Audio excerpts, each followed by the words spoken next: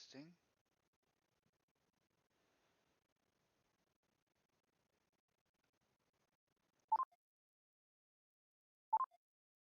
Testing. Okay.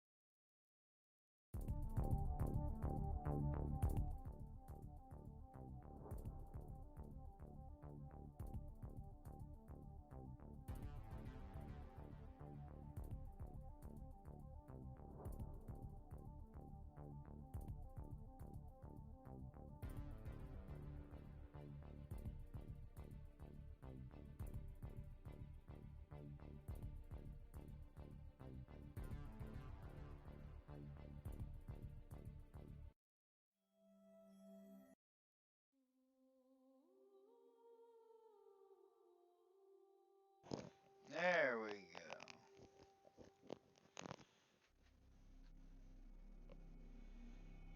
Why can I still hear myself? That's better.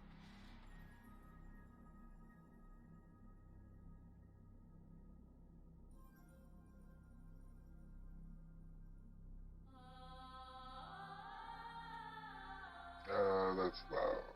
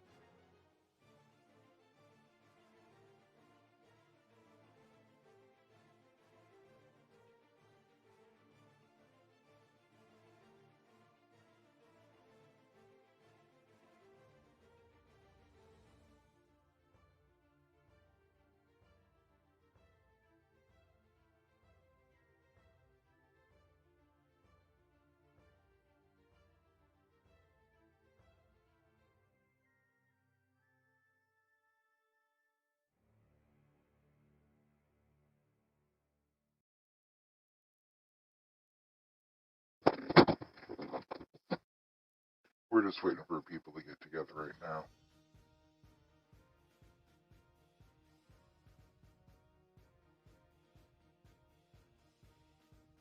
Good morning. Hello. This would be Ragnar. Yes, it would. All right. Okay. Now let's see if I can remember how we're gonna do this. I'll open up another page. Go to the forge. So this is what passes for 3 p.m. Yes. Looks an awful lot like midnight to me.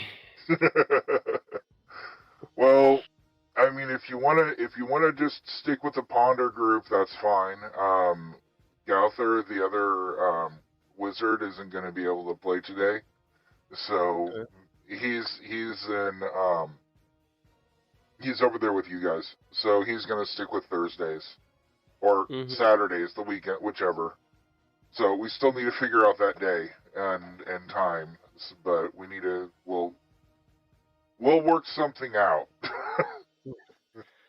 I figured I'd at least give Monday a shot. And I appreciate it. I mean, any help with the inaugural session is appreciated. Yeah, and look, I'm gonna be honest with you. I haven't played Dungeons and Dragons in weeks, months, even. Like we managed to squeeze in one session like a month ago. Mhm. No, more. Fuck, that was like beginning of November. Yeah. Yeah, I haven't, and that was and before that we hadn't played in a month and a half. Mhm. So honestly, I haven't had a proper game of D&D since fucking September. Oh wow. Yeah. Well. This year D&D was basically a summer thing for me. Okay. You're a fighter. Mouse is a rogue. Cleric. Or cleric, okay. Well, clerics are fighters pretty much until level 2. Yeah.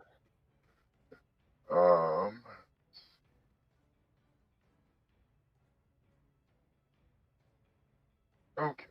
I think I know who we can do.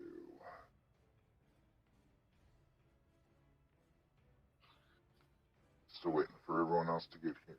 Well, whoever else is going to be showing up, I think it's only going to be you and Mouse. But that's fine. That's what NPCs are for, or retainers. Reminds me of my first D&D session. Yeah. It was literally just me and my girlfriend. That was it. Well, those are always the best kind. Yeah, nah, because it was like the first time I played D&D. I mean, okay, the very first time I played it was like me and two of my best friends. Mm-hmm. And we were playing this. I want to say homebrewed, but that doesn't quite cover it. It's more like it was so homebrewed. It makes homebrew look official. Oh man, that sounds Yeah. like that sounds really fun. Yeah, and put it this way, I was playing something called a narcomancer. A narco? What the frick is a narcomancer? It's basically wizard with a bunch of buff and debuff spells, but which were all drug based. Oh, lovely. Okay, why is this? Like, I cast haste on someone. Like when I cast haste on someone, it's like, here, have some speed. Oh, nice. Yeah. Trying to So fix fun something fact, here. Yep. Despite what I said, I'm actually not dead. Oh yeah. Oh, So I we are see. gonna have more than 2 people. 3 is a good number. Yay! Yeah, amazingly enough, I'm beginning to think it now wasn't food poisoning. It might just be the fact that the Word document I was using was too bright, and if I look at a screen that's too bright for too long, I actually get a massive fuck off headache and Oh. feel like actual shit. I see. I feel that. I have no idea why this is the case, but it's just whenever I have to deal with like bright lights for too long, my brain just actually starts frying itself. Okay. Which just Alright, weird so shit with head. what I'm gonna do is go back to here, Forget. and oh, that's what I need. I need to change the camera. These are so much easier in this thing. Hello. Hello. Another. I have just to let everyone know I already have the stream started, but it's on a starting soon screen, so we're gonna kick it off when I'm gonna kick it over whenever we're ready. Oh sweet, so voices, now we have but time to... yeah, but Sorry? audio's on, so everyone can listen to all of our bullshitting. So yay. Oh sweet! I'll give everyone a proper introduction when we start. Time to say as many Yeah. racial slurs as I physically can. And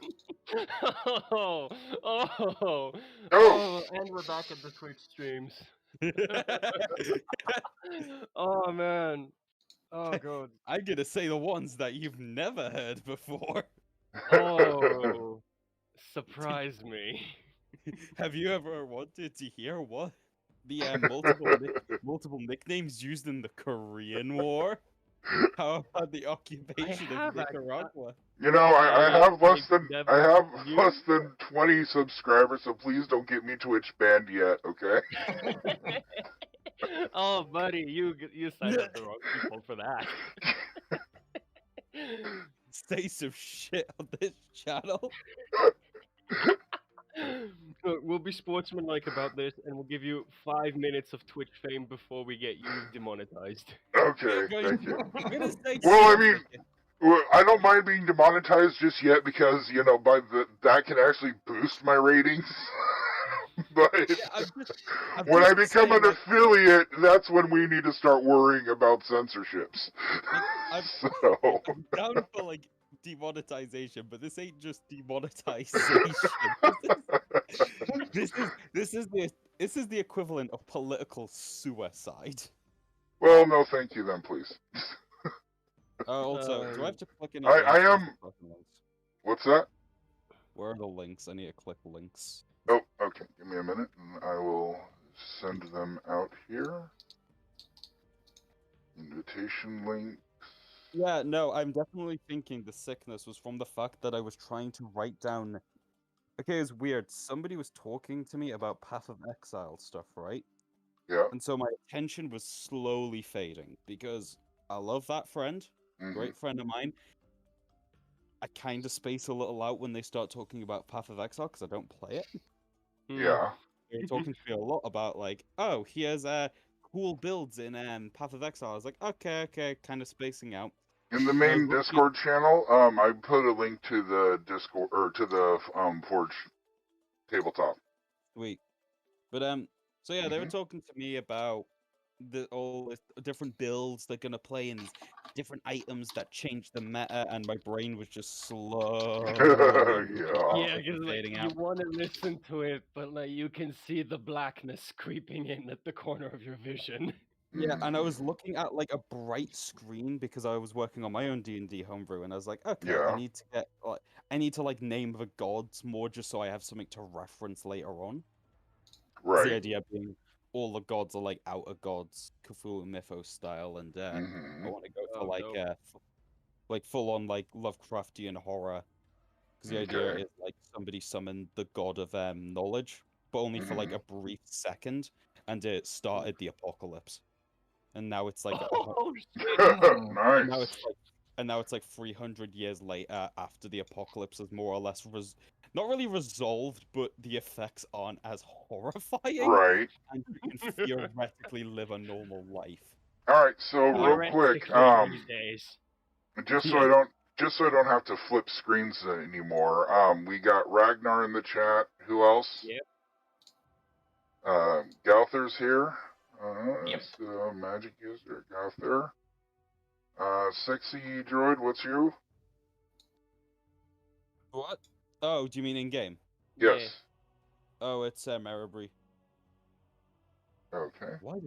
Why do I immediately know that character's name off the top of my head? Of all my characters, I should not know Maribri off the top of my head. All right, Given there you go. Don't worry about it. I'm Okay. beginning to see a size discrepancy here. Well, you're an elf, and they're humans, so that's kind of a thing, right? Yeah, so I see. So when they say slim and slender, they mean anemic. They mean a halfling disguised as an elf. Yes, They you're mean- a halfling on stilts. They mean has the proportions of an octopi. Well, here Yeah, we can. Here, this is an easy fix. Give me 1 minute here. Let's get rid of this here, and we'll go to. Slip through cracks in the wall. Let's see here. I would think that's a good thing, right? The Hey, only but- Look, it beats being a dwarf gnome and halfling in a leopard print trench coat with matching hats. I'm pretty sure that's a Death Grip song. There you go. No, that's that is a character in one of the campaigns I'm in. All right. Feel So sorry. we're best missing part mouse. is- The best part is you just have this what I want to say 7 like is it like 6-7 foot humanoid-ish creature just like wobble over to you on these surprisingly stubby legs Okay. and just like just like for as he introduces himself, you just have the top hand pop up, and then from the middle of the trench coat, another hand pops out, and then from the bottom, a third hand pops out, and it just goes, Michael, Pikel, Keikel. Okay, so what you're saying is your character is literally the video I just sent.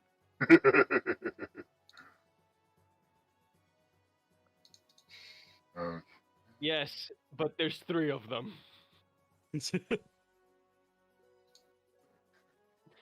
And the absolute epitome of genius came one session when I decided to cast enlarge on this guy. And my friend who plays him, he's just like, sorry, what are you casting on me? Enlarge. Oh, so you made the dwarf V5. normal sized.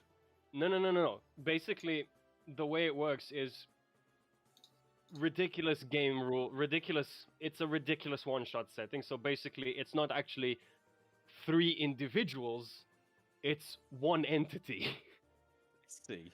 I see. The feet are fused with, like, instead of the foot, it just goes from the ankle into the shoulder of the lower one. Oh, that's bad. Yeah. I think I saw that. Human centipede, right? It's Yep. something like that, yeah. But it's a weird one-shot setting we got going on, and like he asked me, "Wait, what are you casting on me?" Enlarge. He just tilts his head sideways, thinks about it, and just like, "Fee fi fo fam, I am comprised of 3 little men." Oh my god. And did like everyone look at him and just scream as they saw this horrific abomination created in a lab walking towards them, going, "Ah!" as loudly as it could and scrambling over each other to get to them. That's what I had this thing been approaching me. All right, I'm gonna go ahead and get it at least onto everyone's happy pictures. I'm missing one more thing. Okay, I can move. Man, YouTube is really like YouTube. I swear to God, is progressively what's it called? Progressively just stops giving a shit with what it recommends to me because I'm currently looking at a thumbnail and I'm 90% sure it's lolly porn. Oh my god. I have no idea how the fuck I got through censorship. I mean, hey, YouTube's starting to get to know you better. Oh! I guess. I don't know, man. All I watch is videos of rabbits getting angry and occasionally stuff on video games. I don't know where the fuck. Hey, man, do you want to look at this little lolly girl in a creeper hoodie? I don't even watch YouTube. I don't even watch Minecraft videos anymore. I don't Oh give a my fuck. god. Jeez. Oh, bloody hell. Okay. By the way, how's the voice changer? I just wanted to ask that if I need to turn it off or not. Is it hurting anyone's ears? No, No. it's fine. I think it's Okay. alright. All I right. didn't notice it, so. And okay, it's broadcast. Okay, yay! I'm moving around. Minimize Why do you have a that. voice changer on? If you actually look at the Twitch, you can see what your DM looks like. Oh god, you're making me open up Twitch again? Oh my god.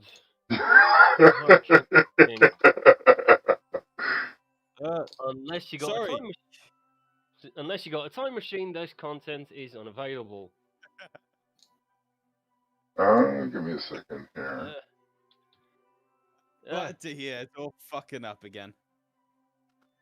Actually, I'll just give you my Streamlabs link because that has everything. Oh, hey, it's another person. Got you. Well, welcome. Anyway, we were discussing Hello. dicks, correct? Links never work.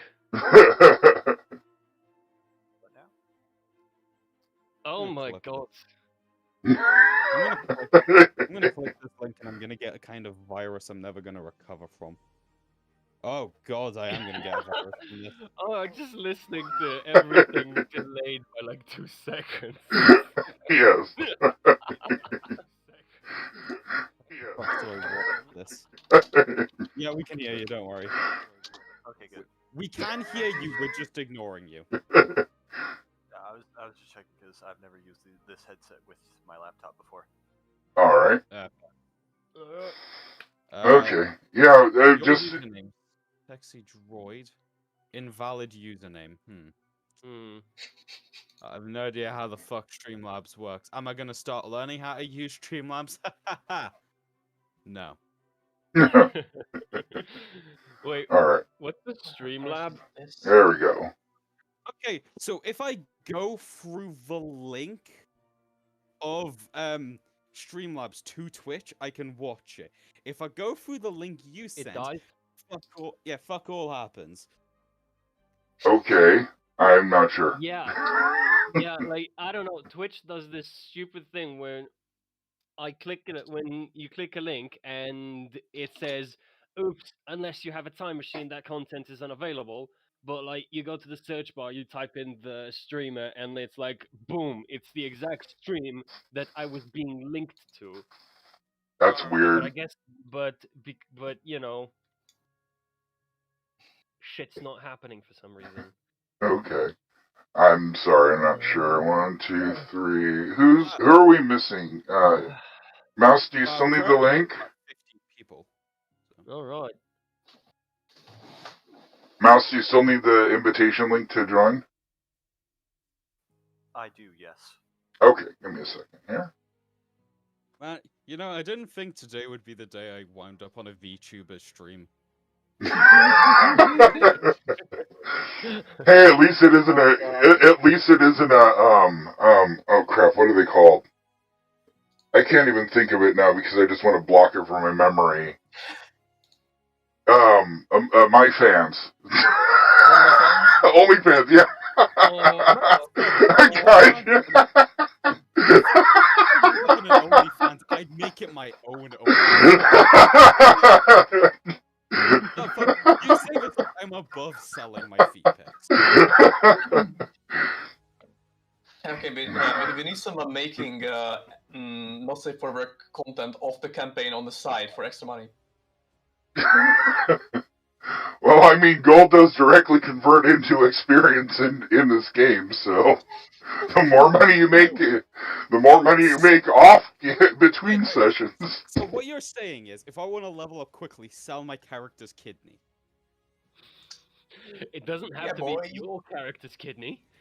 I like your that's a very good point. enthusiasm. Pretty much. Alright, what's It the just nearest has- village? It just has to be a kidney, you know?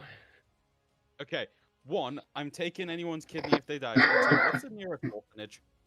You know, you and my son would get along because he has this whole thing about wanting to open an orphanage and train little birds. You know, Oh my god. I think I respect that. I intend to live life like the Look,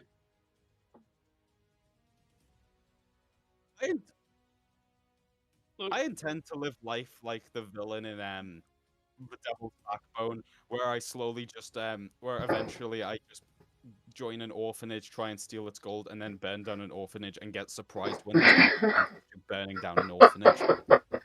well, you know, the problem with this whole selling kidneys idea is most people look down on you when you try to harvest knees for your kids. Yeah, well, well, they're look looking down on down me at no you. matter I mean, what. you have to get down next to the corpse to harvest the kidneys. So of course everyone's gonna look down at you. And what's more, Unless I you're think a halfling, unless you're like a halfling gnome or something like that, because at which point you're probably at eye level. yeah, I guess. But like, I find See, it weird. I find it weird that the knees of a kid would even fetch that much money on like, fresh and new, Okay, you're gonna like be fun. growing, perfectly sampled. Oh, you're gonna be fun. I can tell. All right. Before we get started, just a couple things I wanted to get out of the way. First of all, if everyone can introduce themselves and their characters, that would be great. But before we even do that, let me show you how I want to indicate character talking. If you go to... Oh, not that. Oh, does it actually work now? Yes, it does. No. You open up your character sheet. Mm-hmm. There's a little button on the top bar that says Stage. If you click on that, that's going to show your little picture inside the chat bar right above where it says Public Role. If you click on that, then you get your picture on the stage. So whenever anybody's talking in character, if they can at least have their picture open like this, and then if you left click it, it'll turn it away. That way we can have on camera and I can know who's talking and saying what in character. And then when I go back and edit the videos, I can, make little compilations and stuff like that. Guys, I'm scared. I have no idea how this works. The divine tenants specifically prohibit murder. They are fuzzy on the topic of kneecaps. I will say with the character models, like, no offense to the art, but the eyes. I know. This is why I'm building my own. I went to T-Mobile to get a phone because I'm like, I need a phone to photograph my miniatures that I'm painting. And it took like 3.5 hours because of some convoluted crap with my credit to finally get it working. And in this time, the lady who was helping me, we're talking about everything, and she's showing me some art books that she's doing. And it's like, oh yeah, no, I doodle, art pieces, pieces of eyes and faces and stuff like that, but never anything really fully. And I'm like, well, oh, thank you. And I'm like, well, crap. And so I'm like, well, crap, that's exactly what I need. And so, I went and recruited her, and she's the one that's doing the art. But I'm building an art program for Steam. I'm going to have it open to the Steam Workshop. That way people can make their own assets and toss it in there, and if they don't like the eyes, they can draw their own damn eyes and put them on there. But question. Yes. If you do release this, can I get this for free? Because I know some friends who'd want this, but I'm also broke as shit. Well, if you're a beta tester, then sure. I'm no beta beta. Oh, an You're alpha. alpha tester. You're an alpha tester then? Okay. All right. Also, am I still on stage? Like, is my portrait still there No, for everyone? no, it's not. As long as you left click it and it's highlighted, then it'll show up. When you unclick it, then it's not. Can you see this? Yes. And if I click it again, you can't. It Yep. disappears. Okay, just because Foundry Forge does just say Meribri is already staged, so I'm just clicking, going, I don't know what it's doing because I When can't you- see anything. It doesn't show up for me. When you go to the chat log, when it says it's staged, you'll see your picture next to the bullhorn, right above where it says public roles. Gotcha. And that's what it means by it being staged. And then you click on it, and you can speak for your character, and your little image will show up while you're talking. Yep. Ah, I see. Gotcha. All right, let's try. So basically, the this whole out. world knows you're the one telling somebody to stuff it. Exactly. Everyone Oh you kid man, these. I do hate those halfling fucks. Did it appear in that time? Nope. There we go. There okay. you are. There you are. Hey. And then whenever you actually type, you can actually be like, oh, it's supposed to do that. So I right click to make it disappear. Yes. Okay, sorry, my brain is that of a fucking monkey. It takes some time for my retardation to pass by. It goes in waves here. And basic things like that, it doesn't register, you know? Okay. So, anyways, just to get you some background, the world that you're in, for people that are just now joining us, is called Ard'Vanwa. I'm gonna switch it over. Actually, let's switch it over on this so they can see it. I'm forgetting Basically, that, basically, it's Elvish. It translates to the realm of the lost and not forgotten. What the inhabitants, basically the armpit of the universe, the universal, what is it, the garbage island in the Pacific Ocean, but for the multiverse. In the Pacific, mate. How's it? Yeah. I have no fucking clue, Where- man. That's also. Alright, so basically in the multiverse, it's discovered that people can sort of clip out of reality. And Ard'Vanwa is kind of like the back rooms. So this is where you go when you no clip reality. Exactly. So that's basically the problem is everybody who no clips reality, they stay no clipped. And what the first expedition group after the town of Terrisburg broke through discovered is that you randomly will clip back out and back into the island. So it can happen at any time. Yeah, I think I've experienced this before when I've tried out Elder Scrolls Online. Yeah. Fuck, I'm about to roll a d12. Okay. So I as don't speak for as residents, you've been somehow ripped out of your realities and are having to survive on this island, which the other half is the food source of the Tarask. I don't know if anybody's mentioned Terry yet, but one of the island inhabitants that was clipped out of reality was a Tarask. So, have fun with that. Nobody leaves the city for good reason. Because the island just... Bitches. He's a good boy. Yeah. Now, there is a... There is a crack team of Tarrasque Wranglers called Team Feet that consists of a bunch of halflings that are specifically trained in tracking and studying the creature. Feet, boys, feet, boys, feet. Speaking boys, of only feet. Yes. I modeled the entire group off of Team Heat from Godzilla the series. Or if you watch the American Godzilla show, or the American Godzilla movies. I'll be honest, it's been so long since I got into the kaiju stuff. Yeah.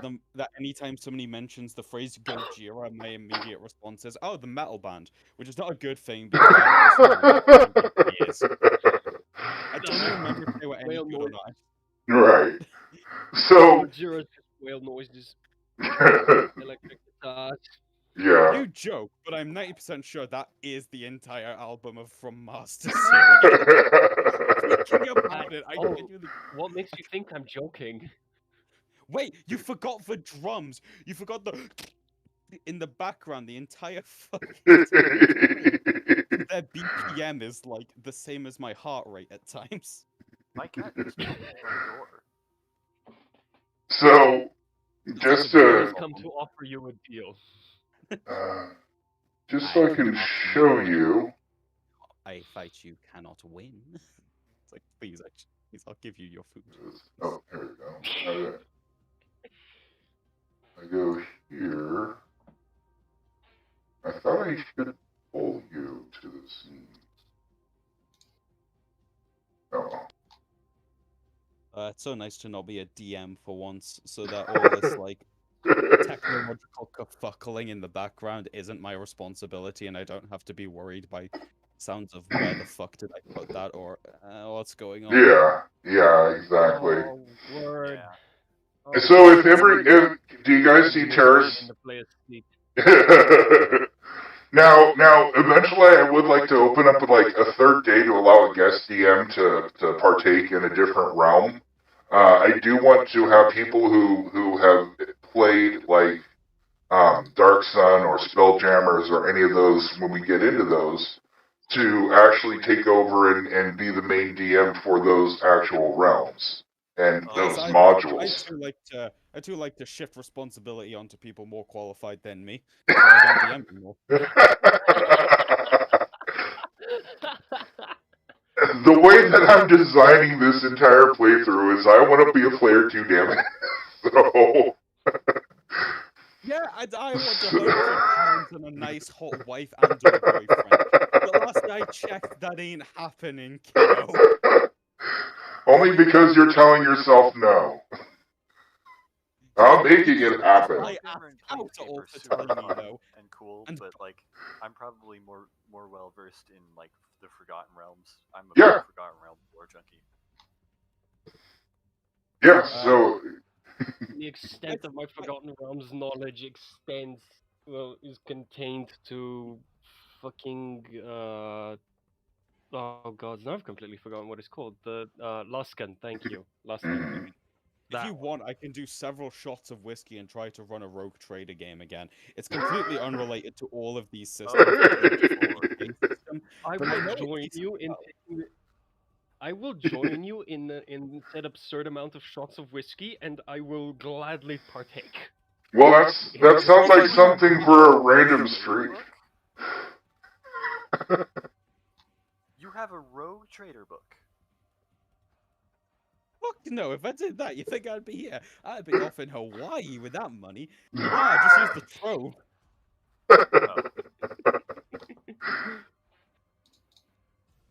So, if you're able to click on the Terraceburg link on the top area, this is kind of how you navigate between the things. I just wanted to give you a look at the city itself. Oh. At the moment I click on it, memories of Flash games back in the day flood my mind. I see the links I can click on and the mini games in them, and the dude in the chat asking for feet pics, and the other saying the N-word as many times as he can before he gets banned by the mod team. Oh, they come rushing back. You mean- Don't forget the obligatory group of 12-year-olds saying No, that's Xbox Live. Yes. RuneScape was bad. We're- But RuneScape never had people trying to have sex with my mom. Because RuneScape people had standards. I will admit, no, they fucking don't. They played RuneScape. No, all I'm saying is, this theory of it being a Flash game is not helped by the by the lighting. It's exactly how I expect from a Flash game. It's a good-looking map. I'm not dissing. I'm just saying. God. So, That is like, I'm a dungeon master on like Thursday nights, and My condolences. like, thank you. One of my players, like, he made his character's interests very well known early on, and so like for his personal character arc, I like made a bunch of NPCs like that his character might be interested in, and then he got into a relationship with another one of the player characters. So what I decided to do is I decided to hook one of them up with his character's mom. Power move. Okay, it seems if I'm looking for that boyfriend, I may as well start. So my interests are. Can you guys hear like police sirens? Yeah, I always hear police sirens. Oh man. So, this is your local home. I just wanted to show you around a little bit before we get started. Up over here in the top corner, with the green area, this is the Elven set. This is the Elven Quarter. Right next to the Dwarven area, which is where the main forge is. The humans are in the northeast section over here. We got the Halfling compound over here, and then we have the they like to stick to themselves, but grow. They're the main source of food. Nobody touches the food other than the halflings because nobody else. They are the main source of food. Yeah, we don't ask what is in the pies. They are very, very good at what they find in the woods, and they can make anything taste good. So, there's a reason that the human population is going down and that babies occasionally go missing. And yes, it has to do with the halflings. Look, from what I've read, hydras supposedly taste like chicken. Yes. And see, why I did it this way, just some meta knowledge. Since you're surrounded in woods, and in the Beckme basic rules, halflings have a 90% evasion stealth in forests. And so who is going to be the best person to keep everyone alive than a bunch of freaking halfling rangers, trolling around the woods, hunting God knows what, that ended up clipping things too. So, you can be walking around the woods and you'll find a cow. Yay! Or you'll find a displacer beast. Or you'll find a griffin. Now, not to sound racist, but I ain't letting those midgets be the reason I'm still alive. I'm gonna go hunting myself. Be my guest. One of the side quests, if we don't have enough players, or if people want to change up from delving into the dungeon, is going and exploring the local areas too. So I am coming up with stuff outside of the modules in case the module grindings becomes a little too much for people. You know what? I heard a first edition module happen very soon. The one time I could have played a ranger and fucking nailed it, and I'm playing a cleric. Credit, it's first edition. There's 6 classes and 3 of them are different species. So like, yes, we ain't dealing with like a great lot of different. We ain't dealing with a great variety. Wasn't the 3 classes like cleric, wizard, and fighter or something? In the very basic one. No, it's magic user. Yeah, magic user. It's not even wizard. It's just magic user. Yes. Right. Because the actual thief. As a human thief right now, am I a joke to you? Actually, the thief wasn't added till later. That was added later because people wanted the specialization. But that was, anyways. Um, sorry. Not to disparage against your DMing style. Obviously, Yes. I think it's high quality. I'm looking at some good stuff here. It's better than the stuff I've seen before, which has been, to say the least, terrible. Shit, fucking abysmal. This is at least high quality. But this is first edition here. I expect, no offense, I expect this to be barely tolerable at best. Okay. I have never played first edition. I'll admit this Mhm. much, but I've heard rumors, and Yes. I've heard rumors basically saying it as, "Wow, most people don't even play second edition straight, and you're trying to play first edition straight." Oh boy! Well, like you I'm gonna be said, honest. yeah. Since we're doing a little honesty here, Mhm. I'm coming fresh out of 5th edition and Vampire the Masquerade, so I have no idea what to expect. I have absolutely no standards, and at this point, I anything can will tell you amaze played me. Vampire the Masquerade. Hmm? At least it wasn't werewolf. Oh, Speaking as a person coming straight out of 3.5, I am just happy to be here. Yeah. yeah, I can tell you played 3.5. Yeah, back when we had actual lore for the Forgotten Realms. Oh, I have my experience with tabletop role games have taught me to hate every tabletop role playing system for like a variety of different miscellaneous reasons. Uh, nah, Vampire the Masquerade's fun, and I kind of like 3.5e. Kinda. Hey, so do I. Okay. well, I've never played 3.5, but I've heard good things about it, and but on the other Mhm. hand, I've heard there's a sex book. It That's all Oh, I know There about is. 3.5. the 3.5 is tome of ill-gotten deeds or something like that, or no? Yeah, I know which one you're talking about. I've Double Flirting really Seeds, maybe.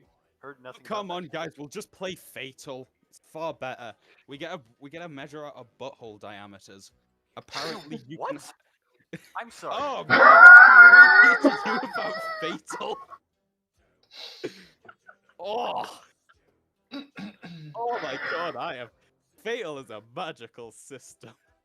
No, no, no, no, no, no, no. What? You have never. Okay, raise your hands here. Who's never heard of Fatal? I haven't not Wait, heard it. I've never heard of Fatal. Me Okay. neither. first time hearing of it. Okay, from another time, another land. It's called now. I can't remember what it used to be called. It's like it has something to do with fucking. Basically, Fatal was designed as a system. It's an ERP system. The issue is it's one of the most overly complicated messes of a system, and you can accidentally wind up sexually assaulting someone somehow in regular combat because the rules are so confusingly laid out. The roles make no sense, and it's all just a hot mess. It's very fun if for a one shot though, because it's similar to the Room in the sense of you are Oh my sitting there god! amazed by what you're watching. Like You like kind of get the the move. like the Star Wars Christmas special. I can't get Yeah, through yeah. the room. You're very much on point. It's kind of like the Star Wars Christmas special in the sense of you're just sitting there, your mind's melting out your ears, and you're trying to work out how the fuck did I wind up trying to have sex with a child? There's not even a child nearby. What the So, I'm not at all trying to move the conversation away from this extremely Thank you. interesting and potentially mentally stretching topic. But speaking of Star Wars, have Yes. you guys watched The Mandalorian? I'm Yes, not fully caught up. what I'm. Let me I've tell you, watched the it is first so season. satisfying. I haven't watched any of the second season, so please don't tell me anything. I will I'm not just tell you anything, I, but I I will haven't even say watched the I'm first season. Spoil all the seasons for me. Go, come on. You got 1 minute. I will say that it was really fun seeing something that was always advertised as badass in the movies actually getting to be badass for once on the screen. Which one are you referring to? I think I know what I think I know. is the I think I Star know what Wars, you're on right? about. I think that is the Star Wars motto. Ew, the films just kind of advertise concepts, and then you've got to go out of your way to actually find entertainment from them.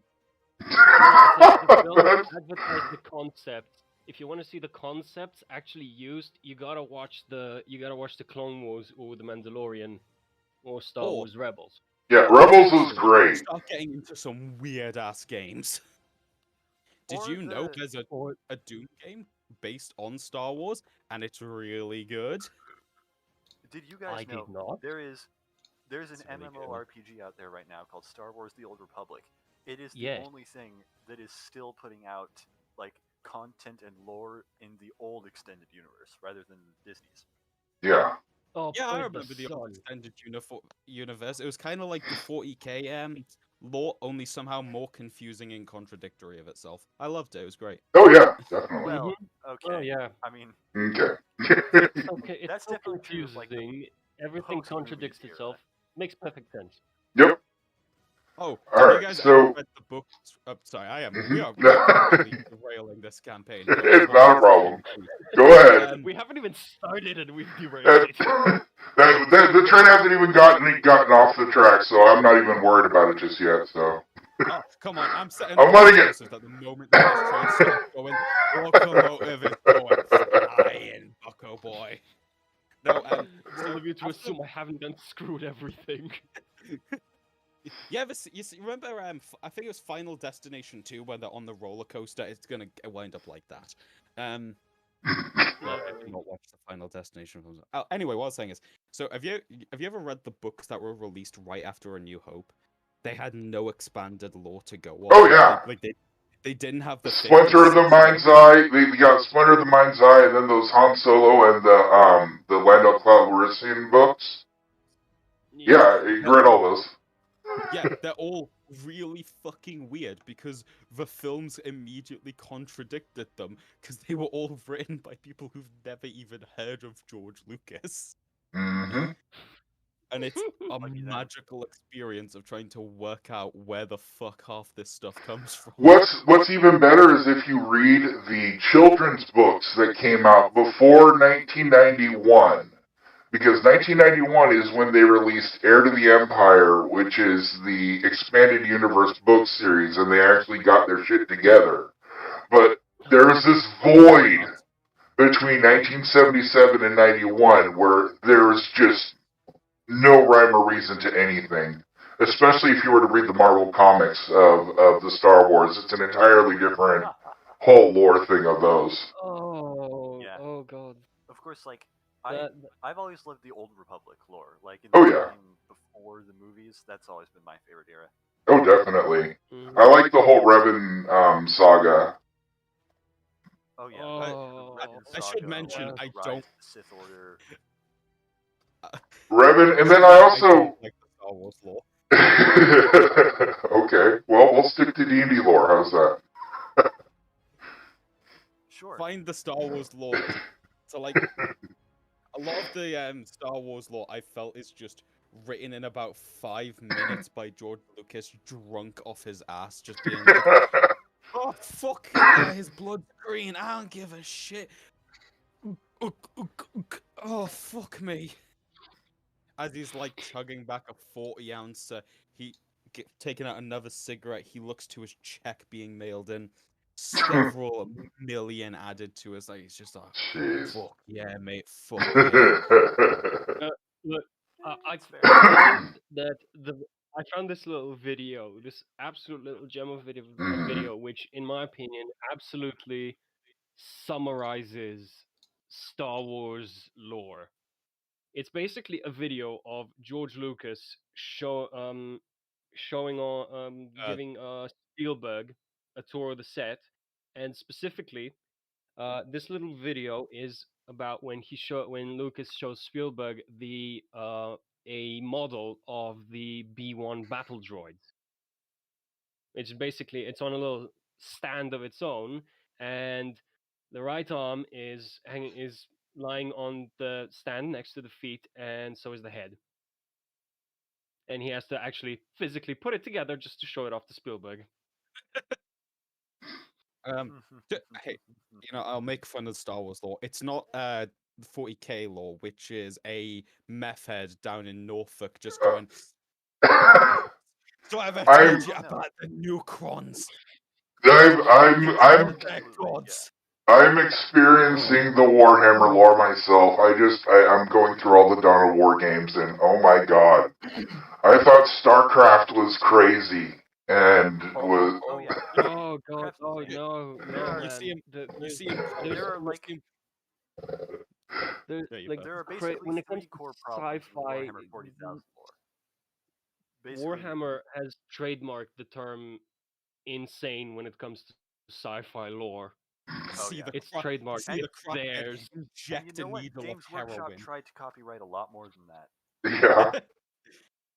Games Workshop tried to copyright Space Marines. Especially This with. didn't go well. Games Workshop are full of fucking idiots. And as I was saying, then the crackhead out in Norfolk shoots up some more heroin and goes, there's clowns trying to kill a sex god. Oh, they live in an extra dimension. And he gets up and then you see him collapse forward, and he just vomits up some black liquid, and that's just whatever. What's his name? Matt? Oh. Not Matt Mercer. The terrible author. Matt Ward. Thank our you. Yeah. Well, I was gonna say whenever he vomits up, that's gonna be the new color for the Wrathguard contrast paint. No, that's how he releases the new Primaris stuff. Oh, sweet! I've got a new Primaris Lieutenant. This will go great in my growing collection of them. Now, as I go over to my Dark Elder, would I look at this? I only have a troop option because I use cable lights, and a HQ unit. Oh, wait, correction, 2 HQ units, but one is not unique to the cable lights. Joy. I'm gonna do As a yeah. player, I like it. I'm doing a Harlequin build myself. I just got the troop set, and so I'm gonna actually do a video of the paint and build of those. I have play. Harlequins are fun if difficult to run, and I like to run them with my Deldar because they make great because you can run a very small unit of, I think it was the jet bikes with Yep. I think it's usually I run them with what's it called, Coven, ironically enough, because they make a great screening force for the main things, and then you send in about 10 different grotesques, and then the opponent goes, stop, I can't beat them, because they have a 4+ invuln save, and like you've got Yuri and Rakov just chilling with them, making them more powerful. Yeah, I'll have to remember that. I know the sky car. There's a trick I like to call the clown car movement. Basically, you can roll up on them, fire. You can fire long range with the car. Roll up on them close range. Everybody inside unloads with their pistols, and then they can retreat in the same turn out with the command point. So they can just fuck shit up and then bail and to get into cover before anybody can fire back. One of my favorite strats that became big in the Deldar circuit was the old I think it was Ravager spearheads they were called. All it would be an Archon and 3 Ravagers. It was the most boring strategy you could get. It was literally just 3 things that moved fast and did high damage. But it just became an utter fucking assault machine because of just the damage it put out. And then Games Workshop was like, no, they might beat Primaris, and then made disintegrator cannons like really expensive, like they're 30 points right now, which makes them way less useful for Okay. an army that runs off redundancy. So Again, speaking as a Witches player, I've always beaten Primaris. I mean, yeah, no, it's not. If you know what you're doing, you can beat like Space Marines because Dark Elder have always been, awkward to use, but once you learn how to use them, they just can utterly ravage whatever you're up against. I prefer Coven personally though, because I kind of just like tanking tons of hits with what's it? Okay, I say tons of hits. Tanking 2 hits. With like a horde of grotesques, and then the Tau player I'm against just going, oh fuck, as they just see an entire like squadron. No matter what the squadron is, just get wiped off the map. Because again, grotesques are ludicrous at times. They are, if you will, grotesquely powerful.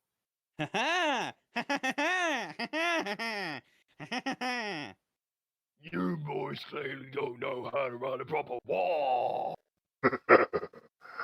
Alright, well, it's almost been an hour, so... How to do a walk compared to an endless array of grotesques.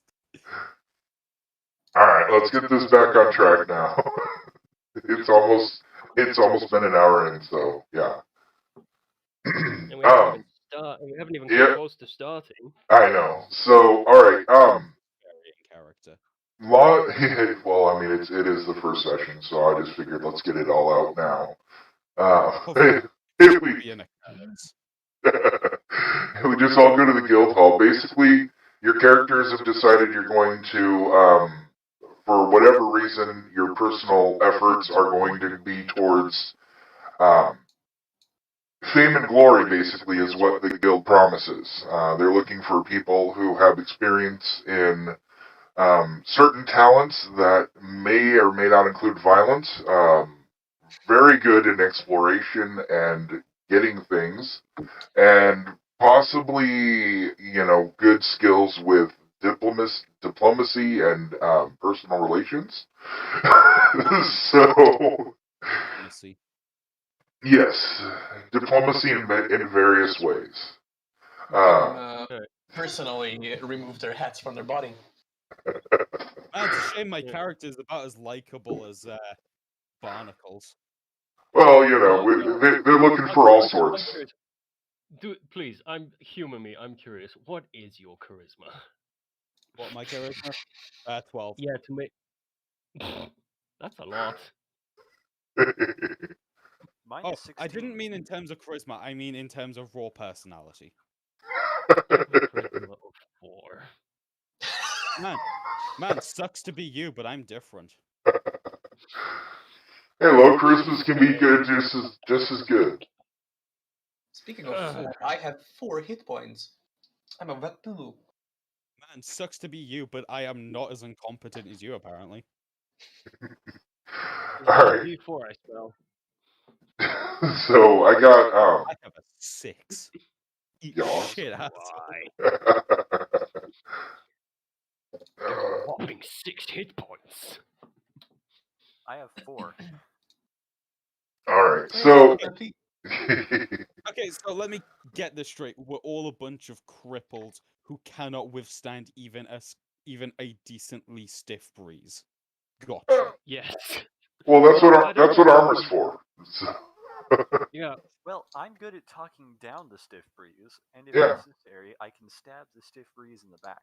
Yeah. Well, I'm good at talking down to the stiff breeze and getting stabbed by the stiff breeze, so I might be able to give you guys a moment or two to escape while it's stabbing me for in a rage-induced blur.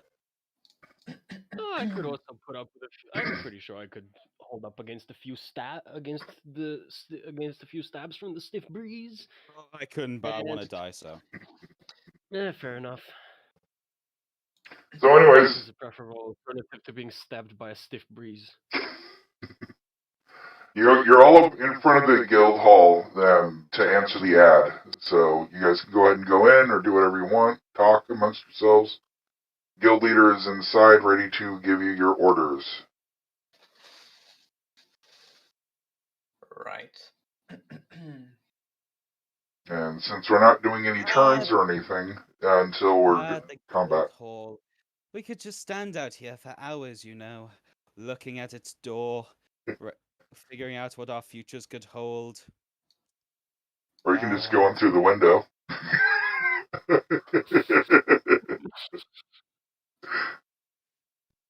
Well, it won't let me go through the wall. Look, I which wasn't is in the the door. Wait. Hey, Aaron. Never mind. I can just open. Perfect. Our group has figured out how to use doors beautifully. Hello, Mouse. Aren't we just the smartest? Hey, speak for yourselves. All the cool kids going through the window. I mean, hey, why do you think I have a 16 int? Of course I can open doors. Damn, now I'm getting confused by the door. Apparently, trying to go in at a diagonal angle scares reality and pushes me back outside. This is information I'm going to have to be cautious with. I fear shutting the door. It might lock us in forever. Can't go through doors diagonally. Write that down. Write that down. Look, do whatever you like with the door. As we just established, I can go through the window. It's a strange That's world very governed by nice. rules different from our own reality. So, Aaron, the guild leader, is approaching you and thanks you for showing up. And she introduces herself, and yeah, I'm getting all tongue-tied here now. I usually have a speech written out or something like that. Right, as an audience is here as well. Yeah, I know. Anyways, Mouse has already been here before, but if you notice, things have been redecorated, so she wanted to show you around. For new members who show up, this is the library area. Whenever we get new members, we're going to be testing certain stats. When you guys went and joined the guild, we went and gave you written tests to determine your intelligence and your wisdom. So this is where we're going to be doing those now. So in the metagame scenario, new players will come in here, and whenever they're rolling their strength and whenever they're rolling their wisdom and their intelligence, they're going to do it over here because this is where the written exams are held. Down the hallway, you have the entrances. Both stairs are still off limits right now, but those are to the quarters in case you need them. Asking, why are they off limits? Because they're still under repair. We're still renovating the upstairs. Damn. And here I was, hoping there was a horrifying monster underneath to eat me and potentially get me into this location. Unfortunately, it seems I'm going to have to go to the forest to accomplish that goal. I'm sorry, did you say you were hoping? My kinks are none of your business. Remind me to never go anywhere with you ever. Gladly. Well, that's going to be hard since this is the group. Too late for that. This is the normal guild area. We have our demi-human representatives in the corner. We have Lonnie, who says hello. We have Primmy. She's the stage. There you go. She is the halfling liaison.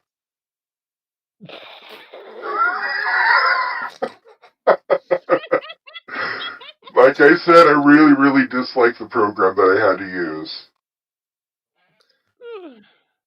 I'm trying to get these guys on. And then we have Ruthie, who is our dwarven. Sorry, Roofy. Ruthie. Well, I'm glad to know you got the most porcelain-looking men and women you could. Well, the fact that dark elves are rare to begin with, and the fact that we have gotten 2 new dark elves, that is a highly statistical probability that I would love to do the math to sometime. Another one? Damn, I'm going to have to kill them soon. I thought I was going to be unique being dark-skinned. Seems that's out of the question. Well, Ard'Vanwa does take in whoever decides whoever it decides that wants.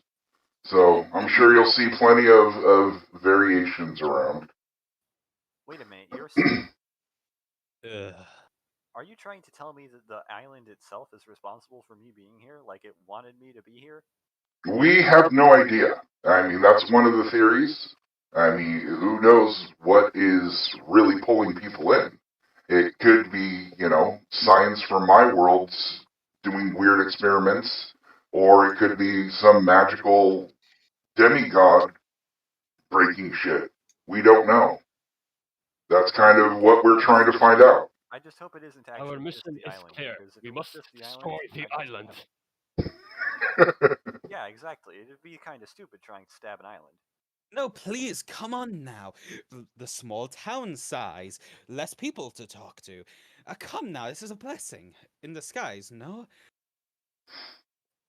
Look, buddy, I don't know what life was like where you were from, but I came here as a little kid, and I was taught how to steal by a weird guy. So I'm gonna go with no.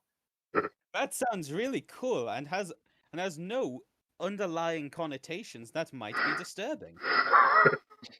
If this is your definition of a blessing, then I would really, really like to have a talk to you about your religion. Go ahead, I know jack shit on the topic. I can see that. Who's Jack, and why is he relevant? Aaron says Jack is a wizard who's not here yet. Full of shit. Over here, you may notice these pillars. You notice 18 pillars of varying height and shrinkability. This is a dexterity challenge. You're supposed to just see how many you can go up, and when you fall, that's what your dexterity score is. You notice over here there's also some round balls of varying weights that are labeled 1 to 24. Ooh, we're gripping balls. Yes. And Primrose is looking very pleased at the pie station. Because that's how we determine constitution, is how many pies you can eat before Primrose finishes it. So you have to beat a halfling in a fighting contest for your constitution score. Are they laced with poison? If I eat No. these pies, will my stomach start to rip itself open? Well, that just depends on how many pies you eat. So... Will something rip its way out of my stomach if I eat enough pies? No, these are all vegetarian pies or berry pies. Primrose is the meats in Where? meat pies are in the back. Good. Oh, come now, we're going to have to fight a bandit group at some point. I'm sure you'll get enough meat there. We don't want to talk about where the meat come from. I'm not partial to human flesh. I find it distasteful. Nor are we. We try to stick to unintelligent beasts that we find in the forest. Just a tip. Don't go into the halfling. Don't go into the halfling part of the village at night if you know what's best for you. Apologies. Wait, hang on. Does Hang anyone, on. did anyone else No. understand Everybody anything? stop here for a second. Stop here. I want to address something. Did you say try to stick to unintelligent beasts? Well, I mean, dragons are considered intelligent, and we've had to commandeer a couple of younglings that came too close to the city. Oh. Those are unrelated sentences, by the way.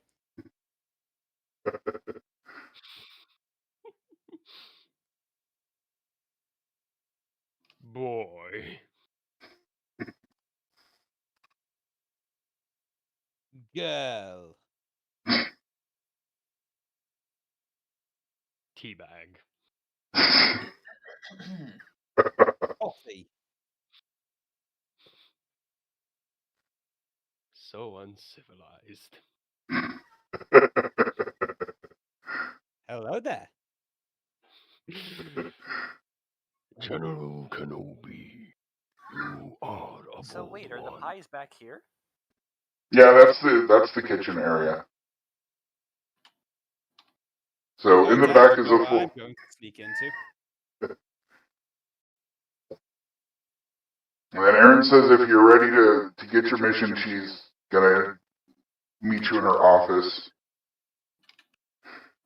Mouse, you notice something in the corner of the room. Oh my. Is Oh that no. mine? No, wait, is that mine? Oh my. Oh my, Erin, dear. I see your job is quite stressful. Dear me.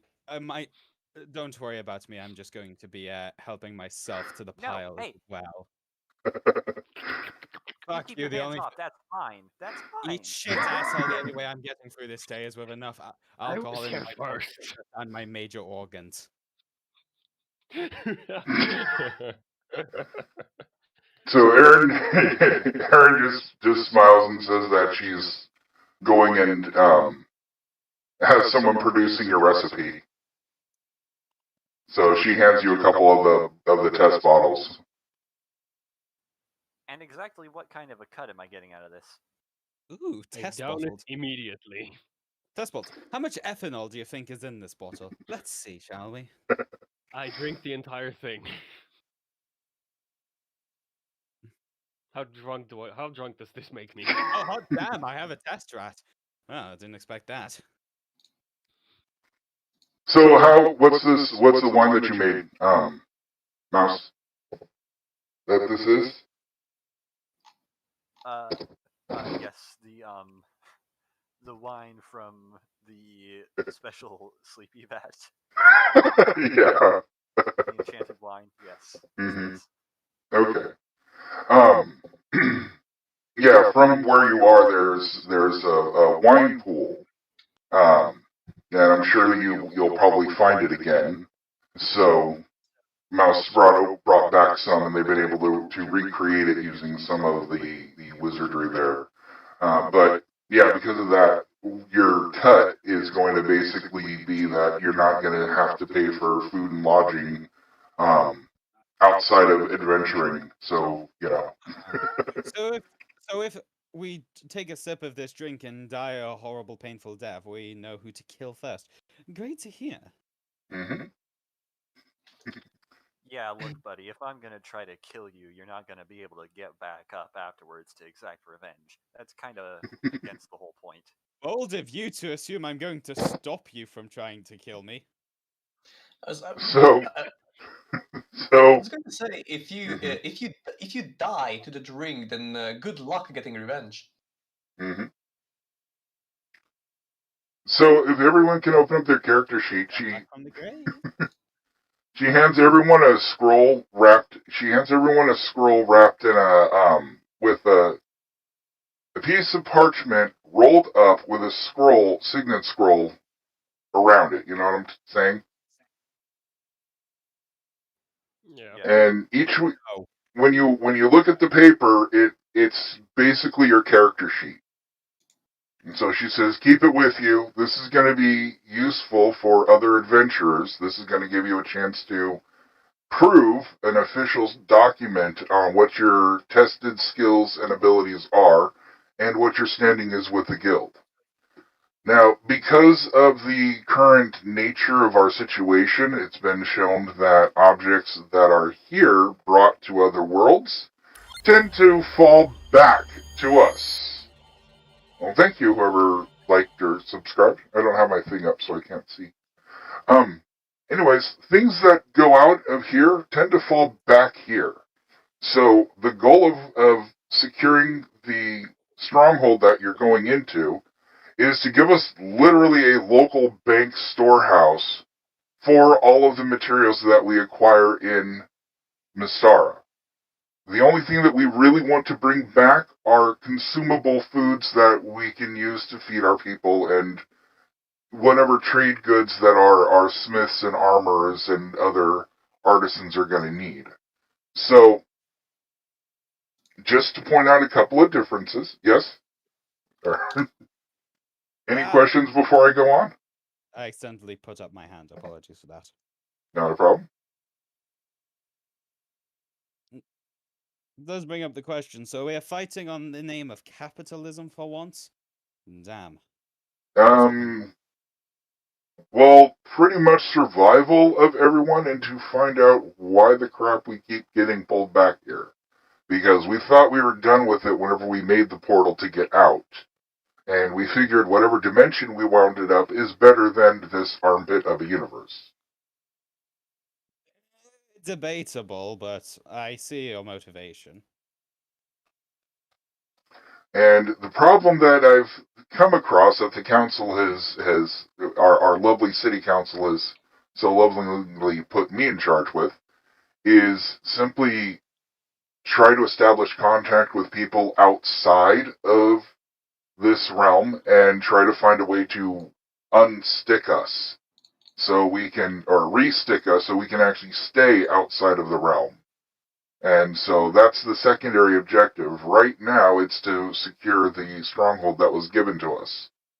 And once that's secure, we can, once at least the top level is secure, we can start moving in and reclaiming those rooms and start building our way out. And we can actually take on the second level whenever we have staff and more people working that area. That's the current plan.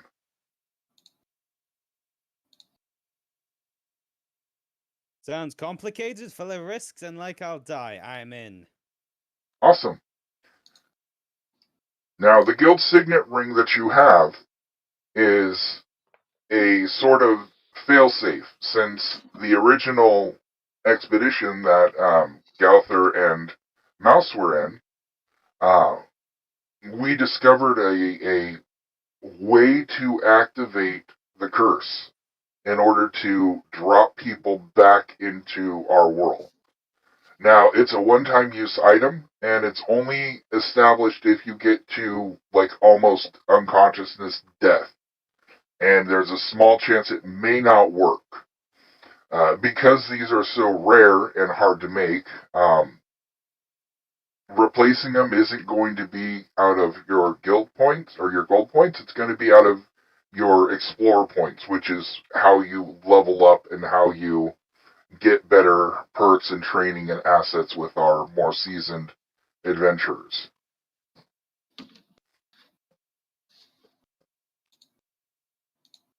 And because of the asset problem that we're having, we're going to use a universal currency called guild points.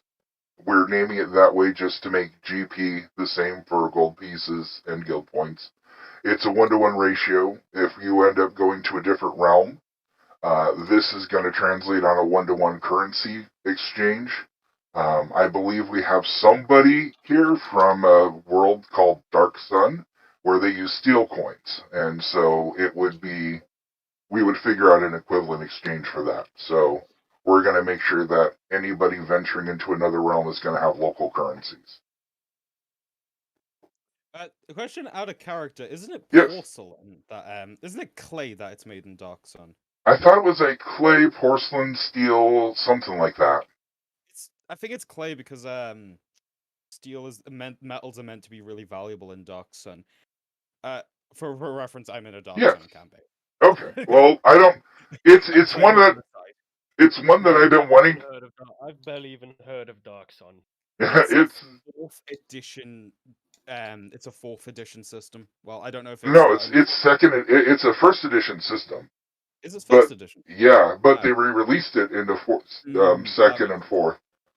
But yeah, it's a very old system about it's low magic setting, about the gods having been killed by primordial beasts, set in a very arid desert location, and metals are extremely valuable. So people use variations like rocks, bones, leather, or if you're like my character, you just use metal anyway and tell the DM to go shove it. To be fair, I did work it out with her why it is. It's because she's it's because she just stumbled across she just stumbled across an old naval uniform with some chainmail and a big ass hammer. Stole it nice. and then became the avatar of a new god. Dope. Hell yeah, the quest is slowly becoming said god.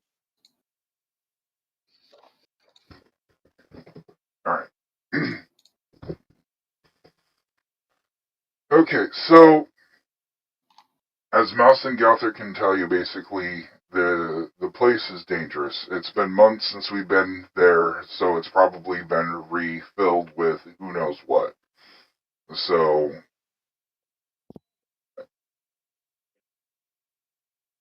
we have some available backup if you want to hire any retainers, but that's up to you. If you think 4 of you are good enough, we can do that too. No retainers, I think we'll do fine on just the 4 of us, but it does bring up the question, given our party composition. I feel a direct assault would be ill-advised, to say the least. How do you think we should take this one? Well, it is well, Mouse and Gouther can tell you pretty well what the area was like last time you were there. Yeah, the thing is, it's mostly full of like vermin and stuff, but really big vermin. Really big vermin with human-like features. Please define Sometimes. big vermin. Well, you know, abnormally large rats, abnormally large centipedes, abnormally Normally large rats, I spiders. don't believe those exist. Yeah, well, I got bit by one.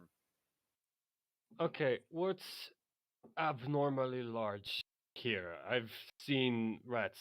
I've seen creatures of various sizes, so put it in some form of context, please. Like dog-sized rats and bigger than me spiders. A stronghold, did you say? That Yes. doesn't sound nothing. Well, That bigger doesn't than a sound halfling doesn't say much, but believe me when we say it, that they're large. So let I'm me. not a halfling. So you're just small. Yes, you know what, Dick? I'm small.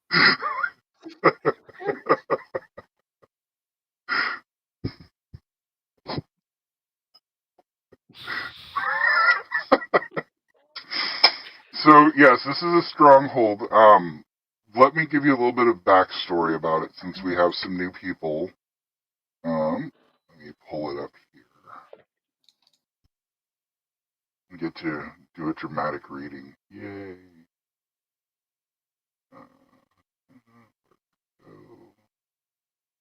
Breaking my character of being the Yeah. arse of the party. If you don't mind me asking a question initially, mostly Yeah, directed go ahead. at Mouse and Gaither.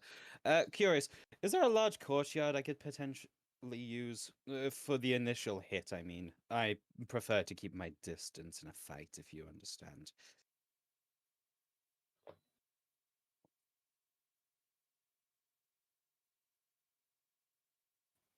Well, I also prefer the same, but the thing is, the corridors of Question are pretty tight. You know, They're about 10 feet across, so only about 2 people across. sometimes there will be opportunities, sometimes there won't be. Joy, I prefer the arbalist approach, but if I have to hit things with this big sword, I can't say I'm too complainy. I said all those words. Jeez, I am tired. So here's some history, in case you haven't heard about where we're going. Quasquaton is made by Rogan the Fearless and Zelagar the Unknown. They're both legendary names in Mystara. Everybody who is from Mystara that has been transported here know who these people are. And we have people from various points in that timeline, so they're kind of a big deal. Rogan the Fearless earned his name as a great warrior. His reputation spread far and wide across the land, and Zelagar the Unknown is equally renowned. He earned his respect, status, and power as a foremost practitioner of the mystical arts of magic and sorcery. So yeah, they were sword and wizard best buds, basically. No one knows what occurrences or coincidences really brought these two together, but tales of their meeting, forming a strong bond of friendship and a union would last for ages. As this occurred, legend has it the two men virtually disappeared from view of civilization. Stories occasionally surfaced about a rumored hideaway being built deep within the wilderness far from the nearest settlement and away from traveled routes. It's high upon a craggy hill, but no one seems to know more than that. Where is the supposed hideaway really was located, if indeed it was, no one knew for sure, but some say their motive was to pursue the common goal of personal greed, and some others, some kind of vague or chaotic evil.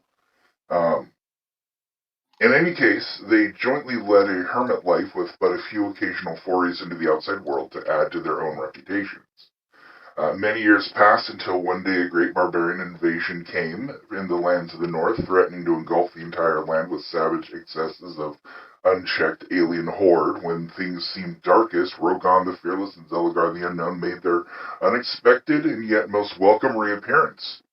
Joining their powerful forces when their band of loyal henchmen met the barbarian army in a great battle at a narrow pass in the hills, and decisively turned back the invasion.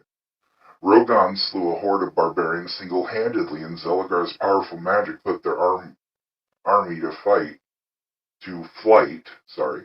It was a great victory, and a grateful populace rewarded the pair of their consorts with considerable treasure. After that, the two heroes returned to their mystical hideaway, and rumor has it that the spoils of their victory was spent to further its construction, although some of it may yet be hidden somewhere. The most exciting portion of the legends are the most recent, though, because some years ago, actually, let me paraphrase this. Recently, when we broke into Mystara, one of the people who lived at Quasquaton was actually displaced. Zelagar and Rogan had a third person in their group called Melissa, who is Rogan's mistress, girlfriend, however you want to say it. It's the. Don't you lie to me. Those two dudes were in bed the entire time. There was no women involved. Well, you will be finding their journals, and they will be available to read, so you can make your own decisions on that one. I actually, just off topic, I actually have a video of one of Zelagar's journals before he meets Rogan. You'll enjoy it. This is starting to slowly sound like a gay fanfic, not gonna lie. Okay, you know what?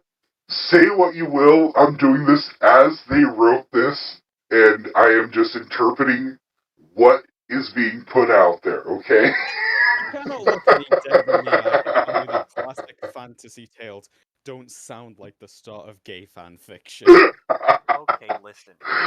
I can tell you with firsthand experience that at least one person who made that stupid fortress was into the ladies. Hey, you can swing both ways. I swing both ways, you know. So, Mistress Melissa, who's one of the displaced, has donated the location to her stronghold for the cause, and so in order to help out, she's giving us full access to it and whatever information she can remember.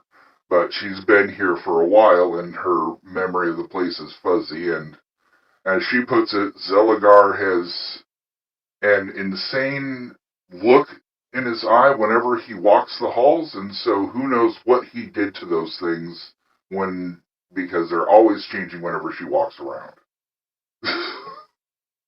Oh my, a first foray into a mad wizard's tomb of dementia. Enjoy.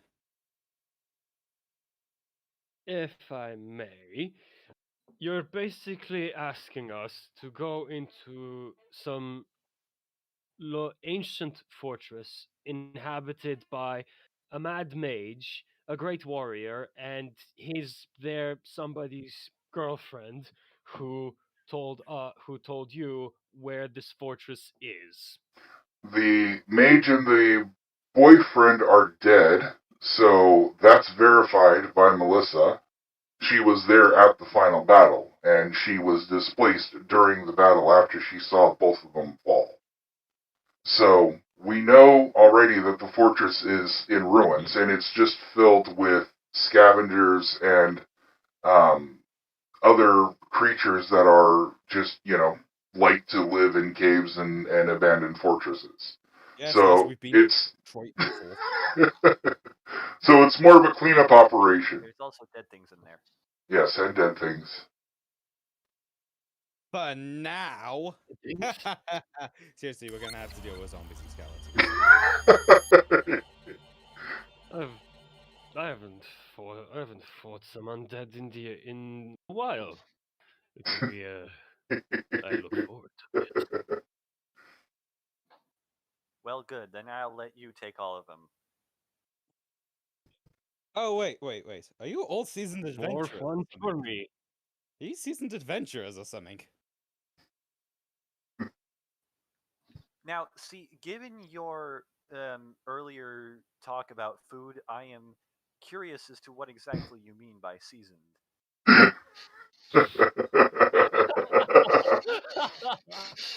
Don't worry, I had no plans just yet.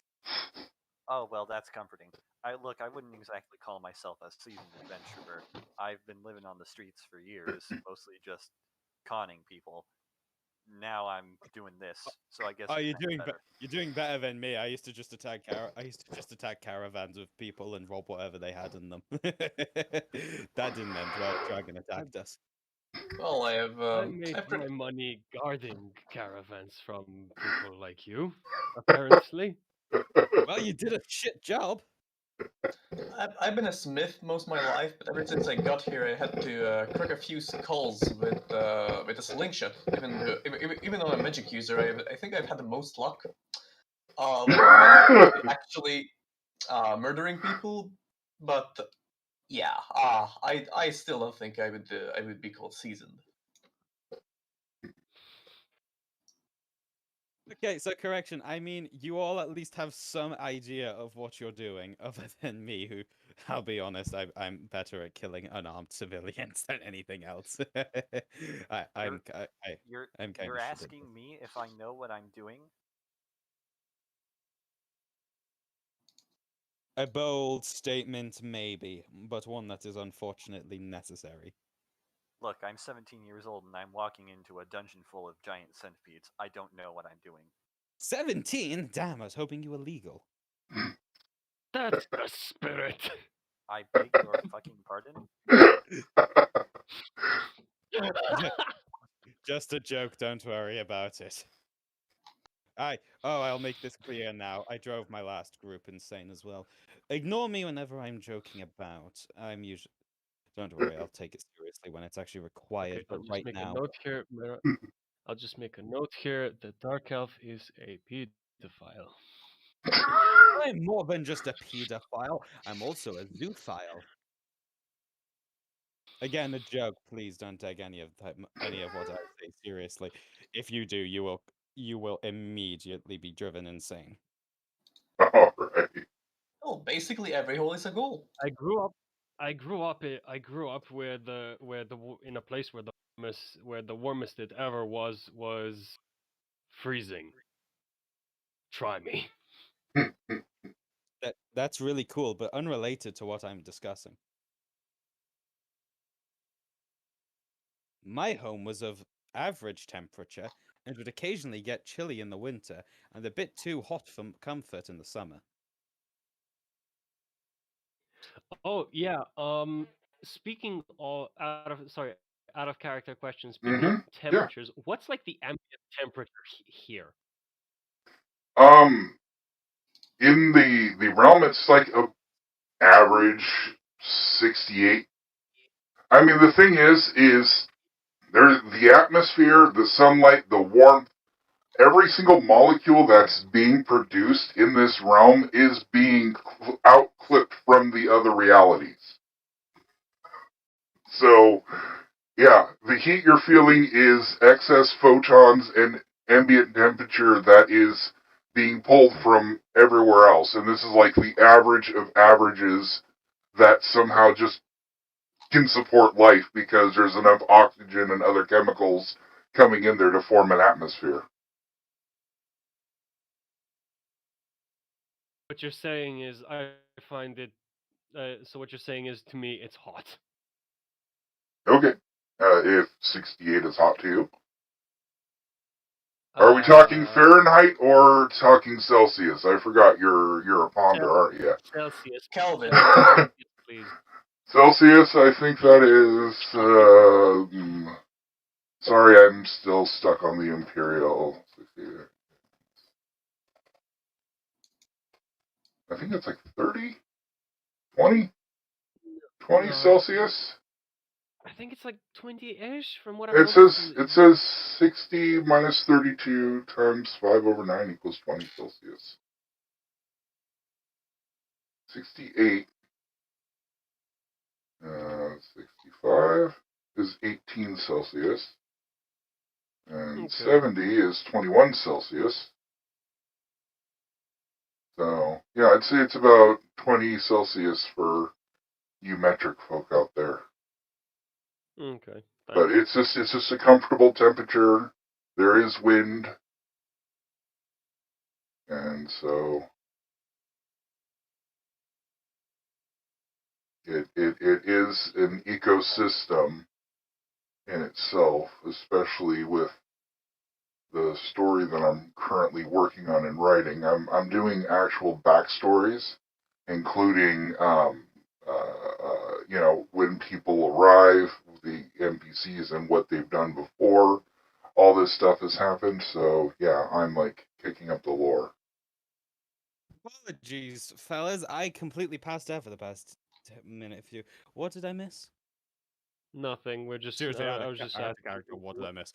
No, absolutely nothing. I was just asking, what's the ambient temperature like? Yeah. Yeah. I should mention my internet fucking died. Oof. Okay. You asked hey, what's the ambient temperature? And then Kaiju was like, oh yeah, it's. I was like, oh, is something going wrong with his? Oh no, it's Okay, I understand. And then yeah, a complete fucking death all around. It seems to be working now, which I say with caution. My internet's stable, but it dies like daily. More recently, as of late, I don't know what's causing it. Apologies for derailing it. Oh, no, The you're internet fine. derailed. To its credit, the internet derailed it for me. No, you're fine. Oopsie poopsie. Uh-oh, a problem occurred. Something went wrong with the found VTT swerver. Uh-oh. Alright, I'm going to activate the main thing. Aaron takes you to the portal and teleports you to Boss Clayton. Alright, I'm just gonna say I think I think I'm gonna stop before we actually get into the venturing part, because it's getting kind of late here. Okay. So yeah, Lilith just tells me that she has a headache and isn't feeling it today, so I better go back. It's also getting pretty late here, so if we're sorry. If Galther leaves, I can morning on my end. Sorry. Is it a Galther's head? It's 20 to 2 in the morning on my end. Okay. I'm good to go on. So. Okay. I'm good to go. Let's get it spread. All right. So if Galther's heading out, I can bring in a major placement if you want some extra firepower, or if you think three of you are. What's that? What's the worst that could happen? Okay. All right then. If there's three of us. If we really need a replacement, we could theoretically just use you could just control their character, but just rule it as they're not there. Just give us this entity, as it were. That's what I was gonna say with one of the NPCs that I have. Now, just to show you how your torches work, if you right-click your character, there's a torch icon in the top left-hand side. Right-clicking or left-clicking will turn it on and off. Let there be light. All right, have fun, guys. All right. I'm just gonna go to sleep.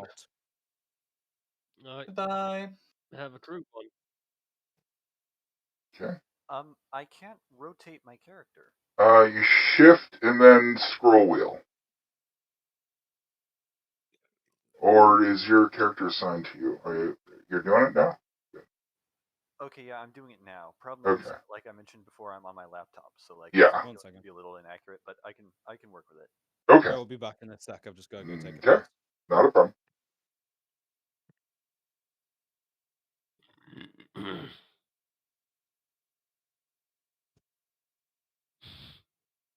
Wow. Well, Barely even started, and I've already got half a page of notes. well, Let me you're get. back here. That's great. I really missed this place.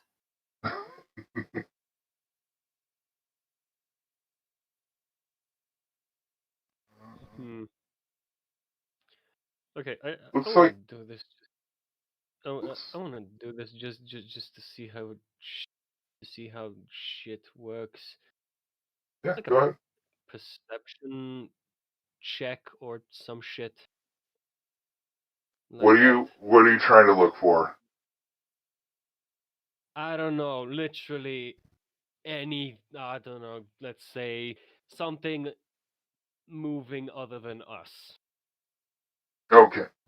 A second here.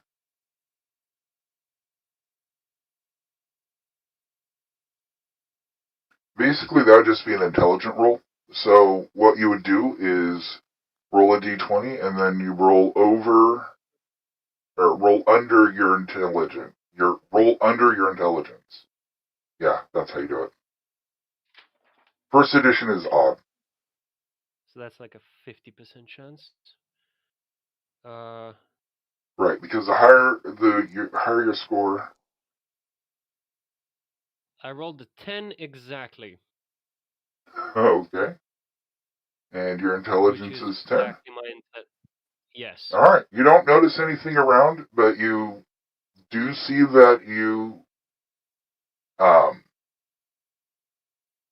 the stronghold itself just looks like the side of the mountain. You can tell that there's a worn pathway that heads towards the east, and you can tell that there's an entrance over here that hasn't been any recent movements or tracks around.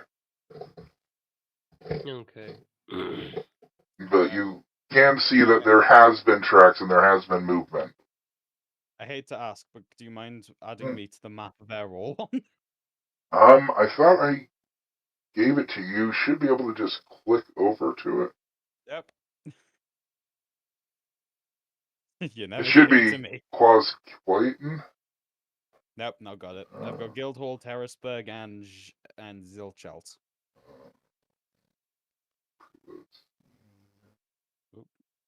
Figure. Loading.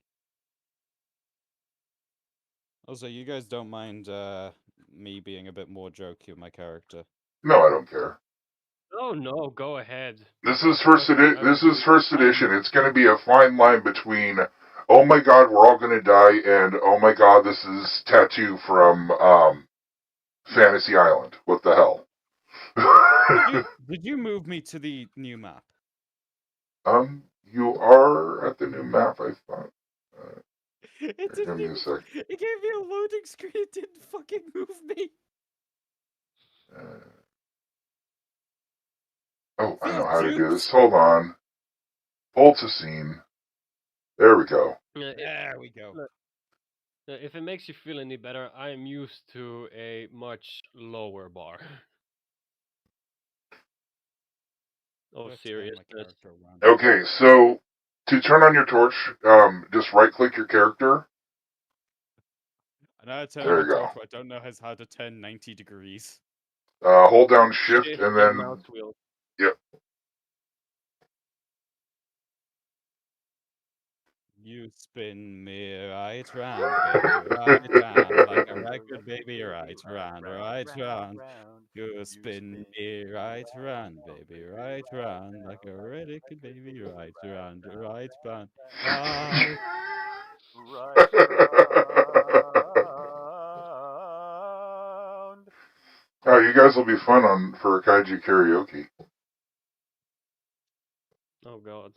Oh, well, this place is a dark, depressing shithole. Ah, just like my old home. Ah, I miss Detroit. You know, just for your backstory, I think I'm gonna name your Underdark city Detroit, but spell it like all Underdarky with a bunch of apostrophes. This idea of I grew up in Detroit, started as a highwayman, then a brigand, and then chased by a dragon. Also, I'm gonna mention this now because the portrait doesn't mention this. Because the left side of her face should be horribly like burnt, Yeah. like burnt Oh, scar that wise. makes two of us. Like Yeah. on with my guy on the right side of his face, he should have like a lightning scarring going like from up his neck and on the side of his face and across his eye. And the right eye is this bright electric blue, and the left one is an emerald, is sort of like an emeraldish green. Mouse Yeah, is no. actually pretty close to how she looks in her portrait. Pretty much unmarred. Short, messy, dark hair. Like she doesn't look like she's had a like visually. She doesn't look like she's had a particularly troubled past. Oh no. My guy my girl has to look kind of needs to look like Hoxton from Payday 2. With just a massive burn mark on the side of her face because again she got attacked by a dragon. Alright, so when we all get up to Super Mouse, cold. He wants his look back. so just so we can go by turns and everything and show you how this is gonna work in first edition. On your character sheets, you're gonna see your movement, which is the EX number, which is should be 120. Why are you 90? Oh, because you're encumbered. And Yep, that's why. You got the plate mail, so you're Ragnar. You can move 90 feet, so that's 9 spaces. If you hold it down, I think it's left. Hold on, how do I do that? There it is. Control.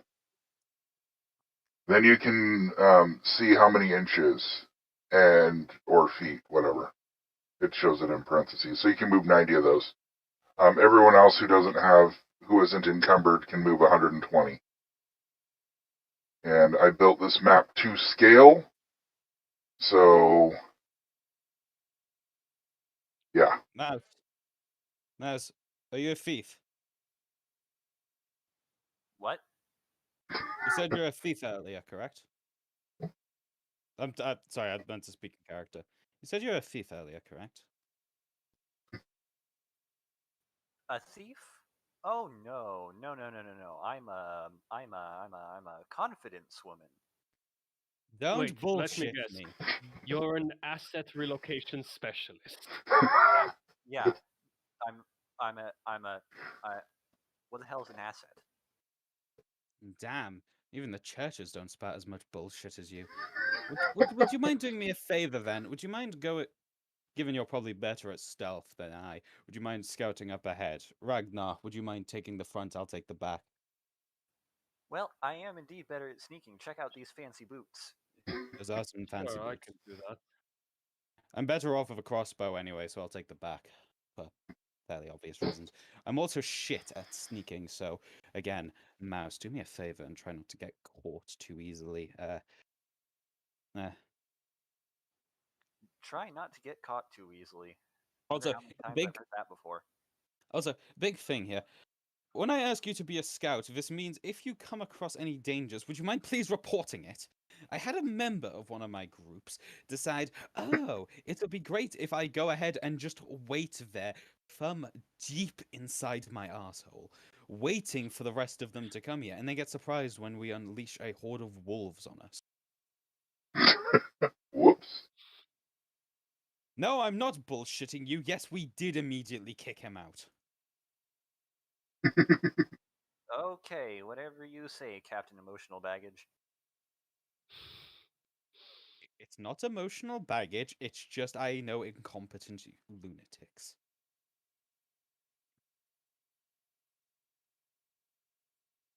Once more unto the breach, dear friends. Once more unto the breach.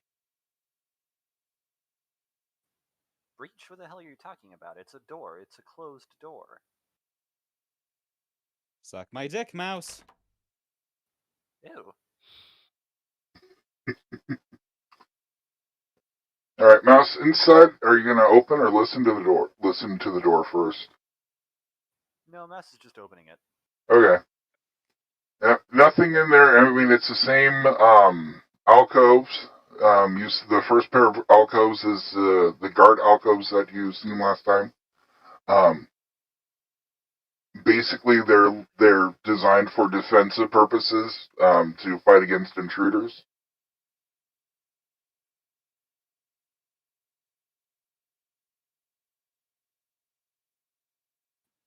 Alright, now listen, you guys. Random You're gonna want to disjointed be careful laughter. up ahead here. There are these weird talking mouths on the wall.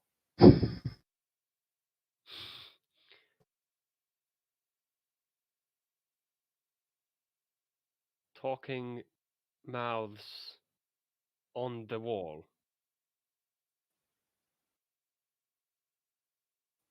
Yeah, they're like some sort of a proximity triggered spell. They basically make fun of anyone who gets near.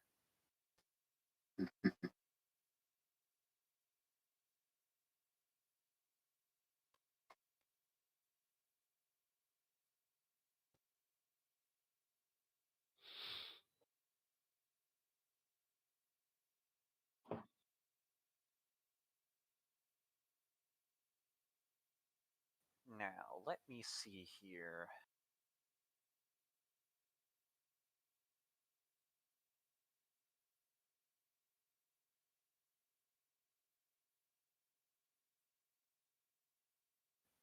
Mouse is going to run her hands along the wall and try to locate the secret door that she found here last time. All right. You want to roll the search? Well, my internet died a second fucking time. Ooh. Ugh, I don't know what is with my internet as of late, but it has not been having a fun time. So, do you need a recap? Please.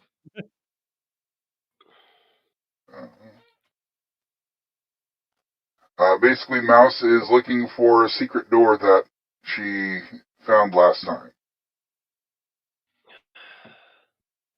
It should You be know- right here. I just need to remember which one, which little thing here triggered it. Make sure to hit every brick in the building, dear Mousy. Where did it You know, in such pitch go? black darkness, Oh, something here it is. sneaking up on us could easily kill us. Okay. You still don't find it. You figure you can probably have a better, you figure you could probably have a better chance to opening it from the other side. The way that it looks like it's may have been repaired, and that you remember that it was kind of forced last time you opened it. So it seems to be one of those doors that can only be opened one way, which is from the other side. Wait a minute here, it's fixed. That's weird.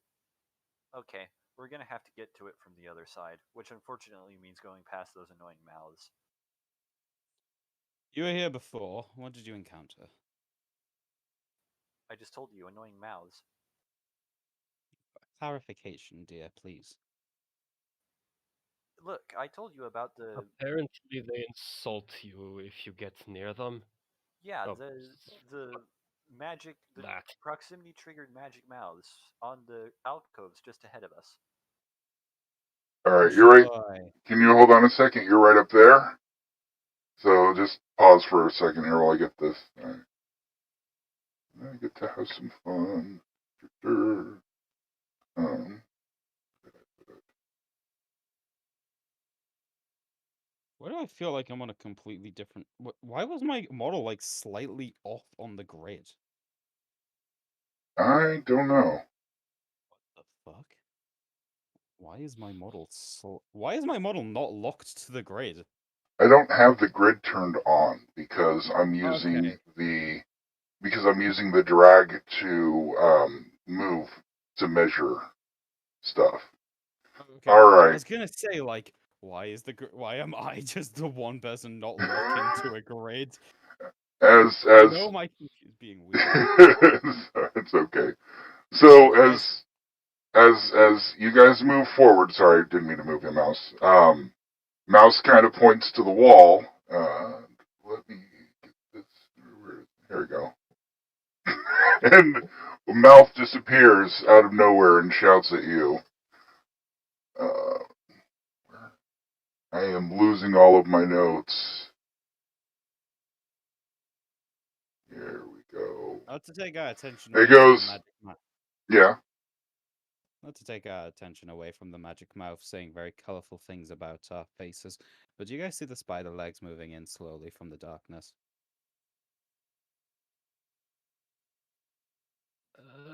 I don't think those are spider legs. The what? Who? The magic mouth scream, "Who dares enters this place and intrude upon the sanctuary of its inhabitants?" Your mother. Then another one appears behind you. It says, "Only a group of foolhardy explorers doomed to certain death." And both mouths shout in unison, "Woe to any who pass this place! The wrath of Zelagar and Rogan will be upon them." And they laugh and cackle and fade into the darkness. You were right, Mouse. They are annoying. And wow, I've it, never it felt hatred towards a wall before. and See, it did echo. You were right, Mouse, is something that you're probably going to wind up saying a lot more now.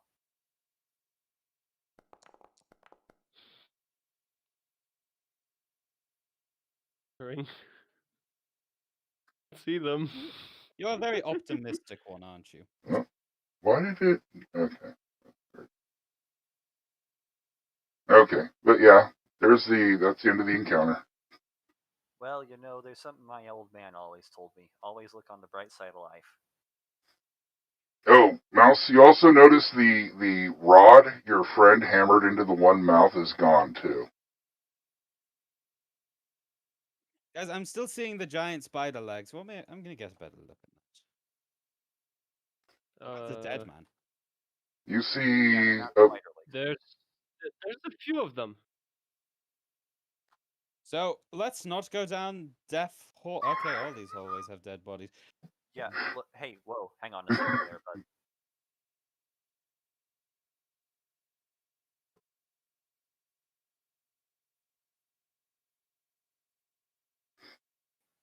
You want to go right.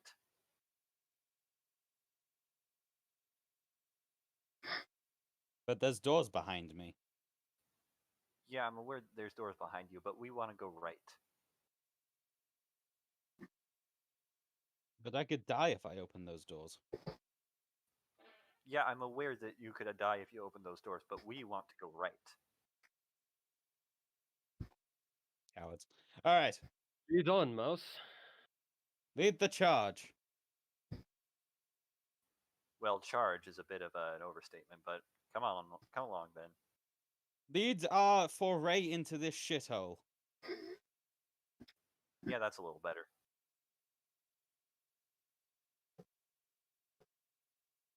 Did you guys already loot these dead bodies?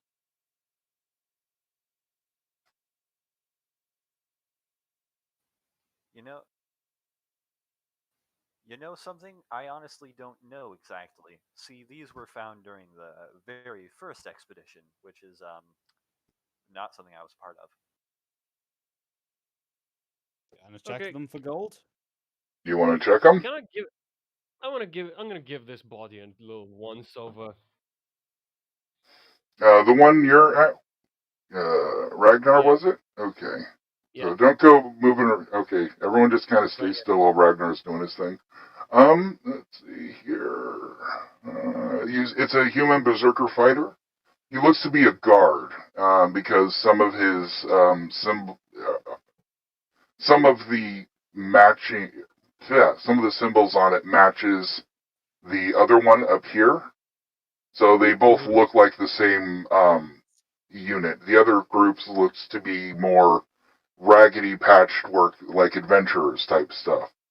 So this body, he had his head bashed in with a blow from a warhammer, and he's lying face down. There's no really armor that he's wearing except for a small sheath dagger on the belt. The belt's ornately decorated leather.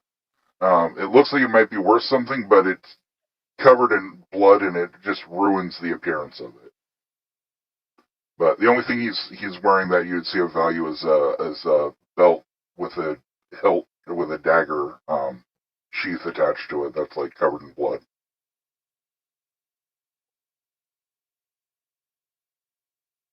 Fuck it, yoink. All right, put bloodstained leather belt, leather holster. I guess is that what you call it? It's got a sheath attached to the belt.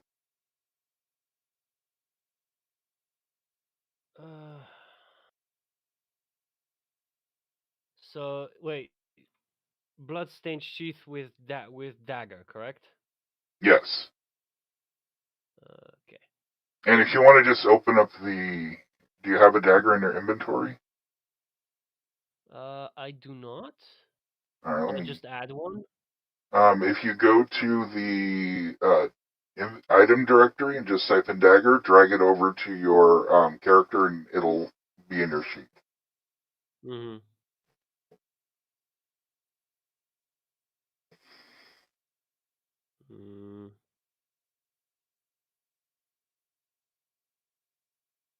Okay.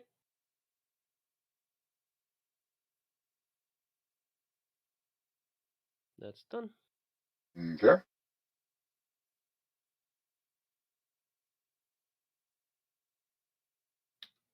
Anybody want to look at the other bodies or keep going? Mouse is trying to open the secret door from the other side. All right. You successfully open it since you already know how it works. So, there you go.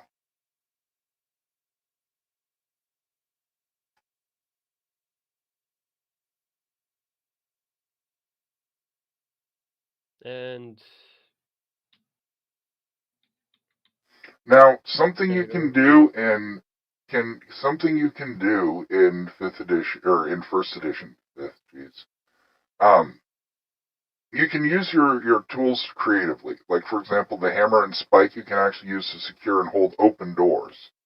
So, if you were to, for example, hammer and spike the door open, then it's not going to close and lock again, which would leave you an entrance for future expeditions without having to deal with the magic mounts.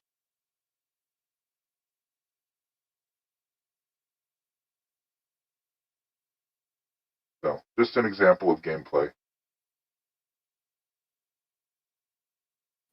Looks like Mouse has 12 iron spikes, so yeah, she could easily hammer one in to keep the door open. Alright, cool. Not to sound disparaging, but my internet's being actually barely functioning, so I think I'm gonna have to bail from the game for now. Alright.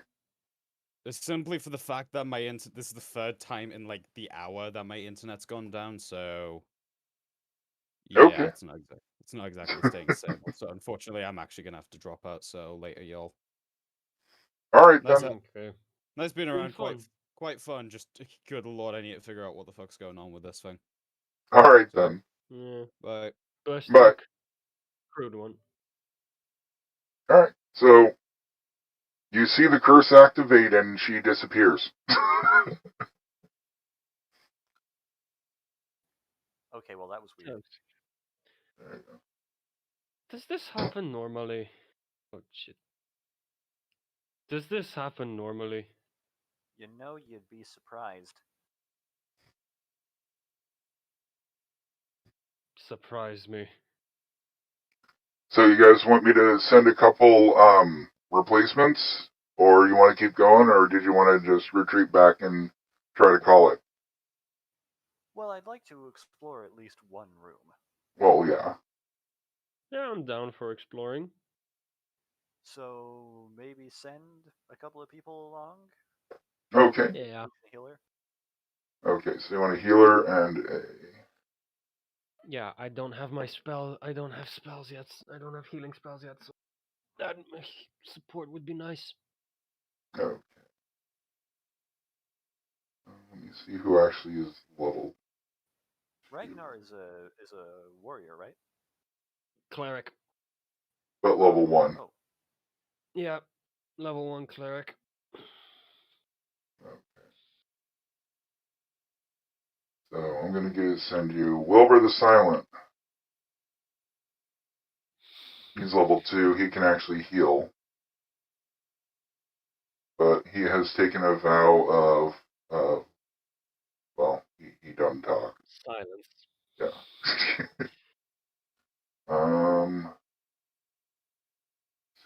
So what? They just poof into existence. Well, no. Okay, so basically what happens is when somebody accidentally teleports out like that, the guild they walk into the guild hall and are like, I've been yanked, and so they send someone else as a replacement, because usually it's not good to just jump right back in after you've been teleported out. There's like a little bit of a nausea sickness thing.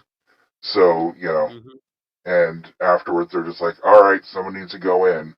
Since the portal's active and it's right outside, they know about where the previous person teleported out, so they know, alright, just go down the hall, then make a right, and with Mouse having the door open, he could see the light coming out of the door, so he knows which way to go.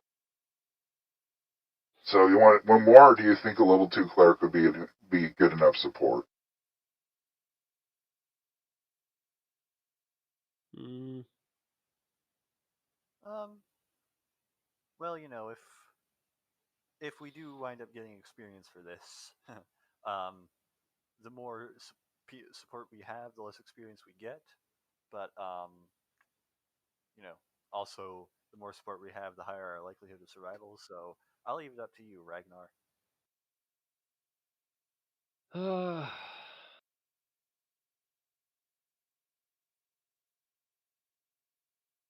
You're ranged or melee?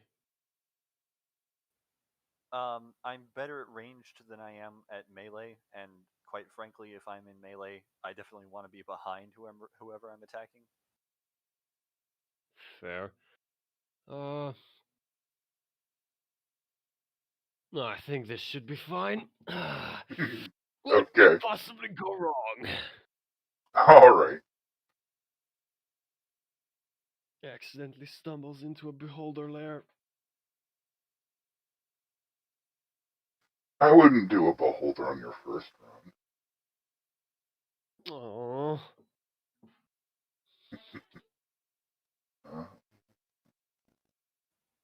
Hey, Wilbur, mind holding my lantern?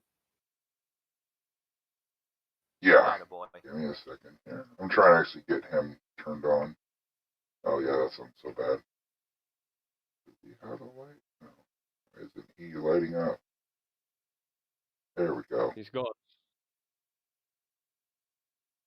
Alright, now he's got it. Curiously, I actually can't turn off my light, so just assume that Mouse is no longer lit up and can actually sneak. Alright, give me 1 second, I'll get you turned off.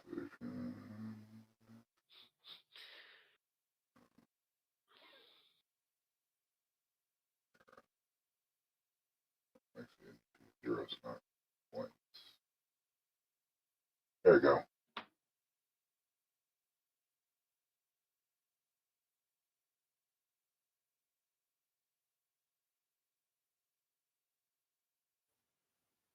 Cool.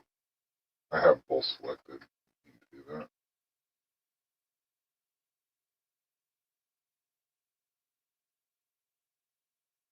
Can you move Wilbur, Mouse? I think I set him as a neutral token.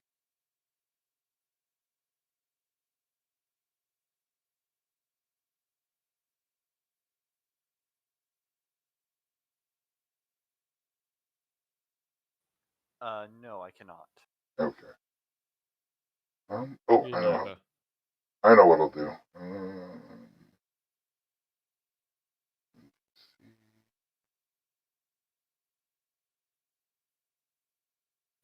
Actually, I think we might want to keep going this way. Okay.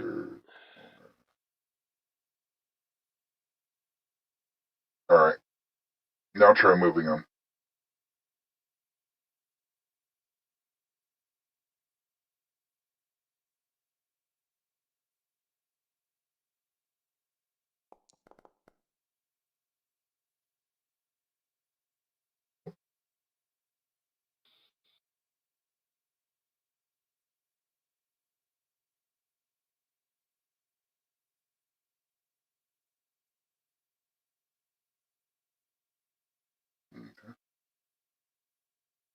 Okay, I'm doing this just to see what it sounds like.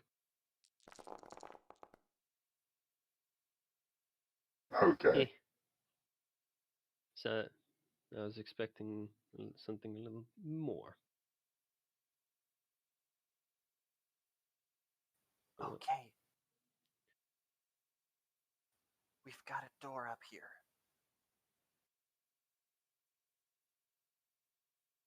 Actually, there should be. Did I miss that door too? Give me a second here. The stupid dungeon draft. It's not stupid. Dungeon draft is really good. I went and forgot to actually make the door here, so let me draw it. But over here, there's a second door.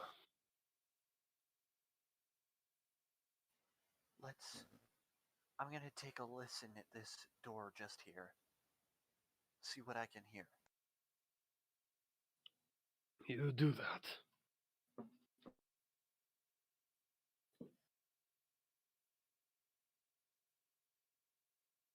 Okay. Give me a second. I'll do your listen check.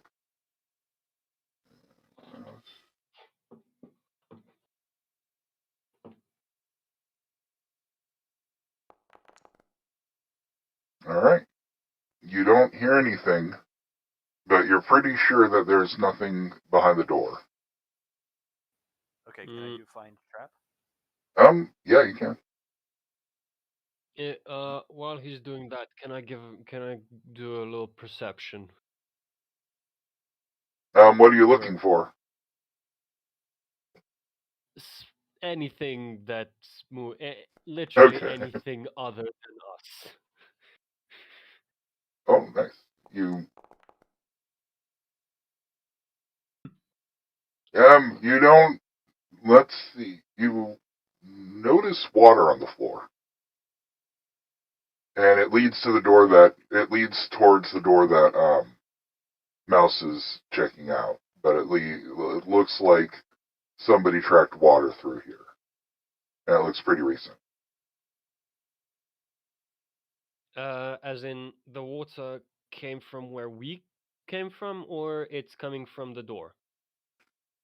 It's drying up, so you can't really tell which way it came from, but you know that it leads to the door and it leads back the way you came. So it looks like somebody either was wet going into the door or was wet coming out of the door. Yeah. Hey, Mouse. We might have some company. Yeah, well, the door isn't trapped, and I didn't hear anyone in there, but that doesn't necessarily mean that there isn't anyone in there. So here's what you should do. Open up the door. If anything hostile is in there, let it come out to get you, and then I'll jump it from behind. Okay. Sounds perfectly reasonable. Go. Great. Okay. Whenever you're ready. Okay. Okay, so I'll basically just open the door and then step back. Yes.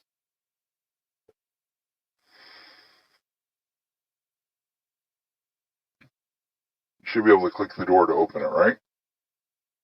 Oh. There you go. Alright, there's nothing in there. Okay, I will cautiously step in.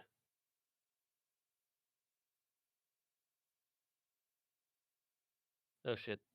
Okay, I'm back. Yep. Okay. And there's nothing here so far. And the water tracks? It's still leading down the hallway. Okay. And you can tell that the puddles are actually getting bigger, so it looks like the water is coming from the direction.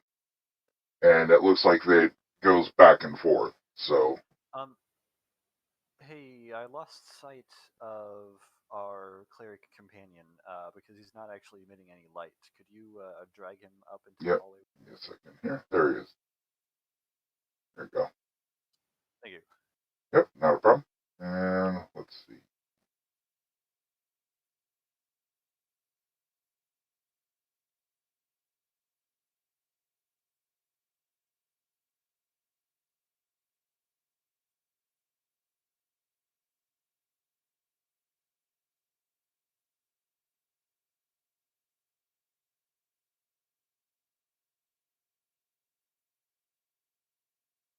Hmm.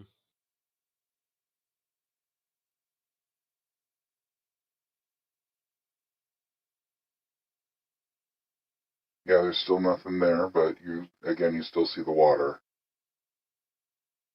Mm-hmm.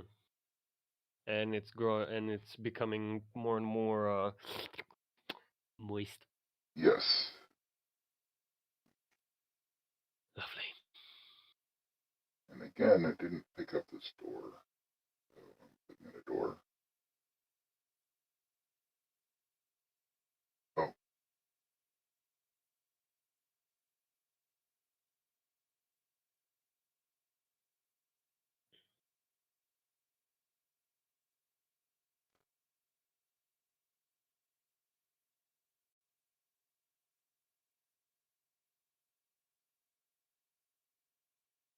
Why won't it do it? Whatever. It's good.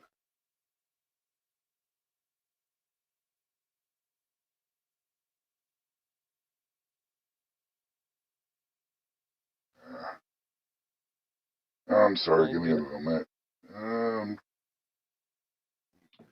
Permission to update walls is parent. Sorry, I need to refresh this. Give me a second. You see, I'm streaming, but I don't want to stream the all the GM stuff that I'm doing. So I have a second window and a second person logged in, and it does not like the shared permissions that I'm having it do.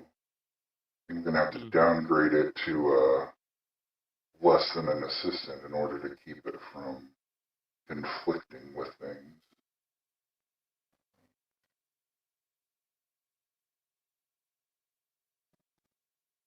Get rid of you.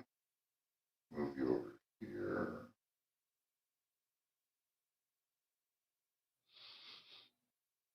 There we go. And door.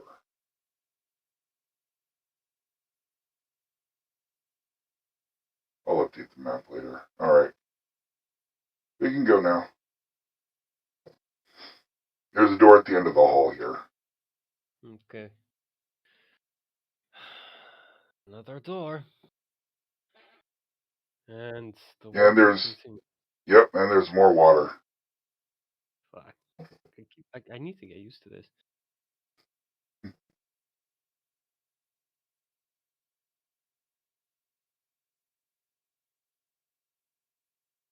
Can I do like a investigation of the water trail? Like what could have caused it? Yeah, I mean, basically, How with recent sort of thing? with basic D&D, you just tell me what you want to look for, and I determine what main stat would be best appropriate for it.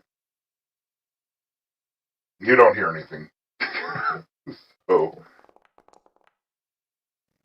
But you do know for certain there's no traps at the door. Okay. Well, in that case, I would like to just investigate the water puddles. Okay. You do notice that they are taking they do take the form shape of a footprint though.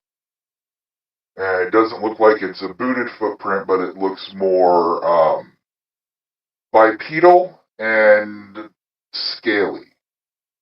I guess they got 3 toes. Mm-hmm.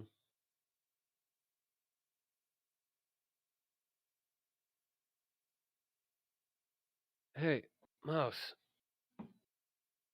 Does the guild employ lizard people? Perhaps.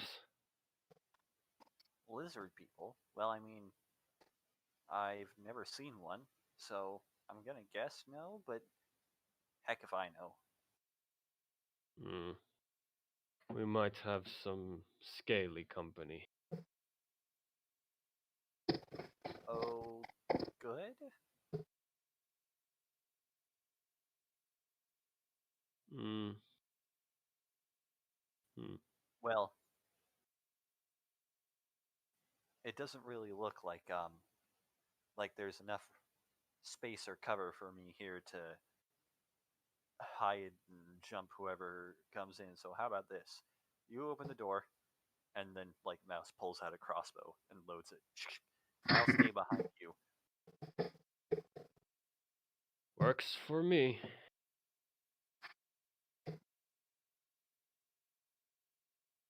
Wilbur indicates that he can stand up front and just kind of moves in front of you a little bit too. He's got pretty good armor too.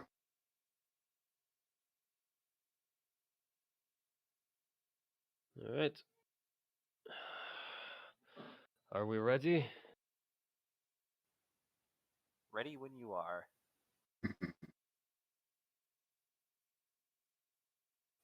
I guess you could say I was born ready.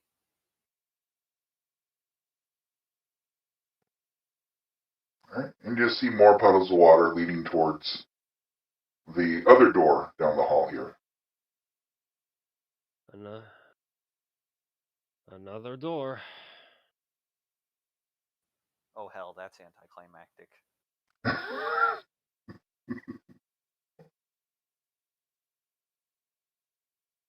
Uh, can I do a?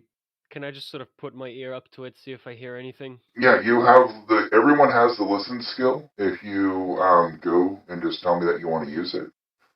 Technically, I'm supposed to roll because you're not supposed to technically know what you get, but I don't really care right now. But if you go to abilities, Rogues are a little better, but since we're both first level, it doesn't really matter very much.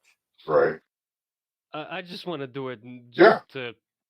I want to do it more out of So trying out. so go ahead and open up your abilities tab, and it should be right under your.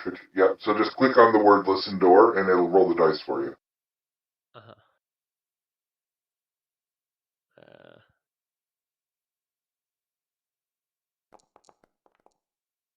All right. You don't hear a thing. Anybody else want to listen?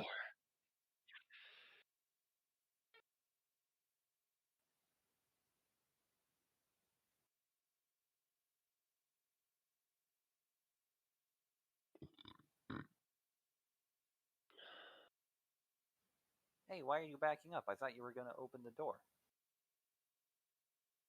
Wait. I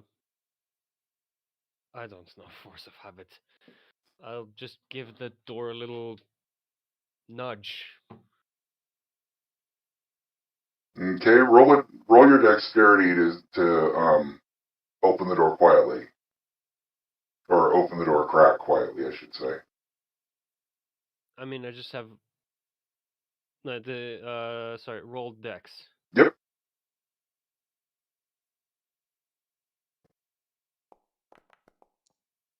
That's a 10. My dex is.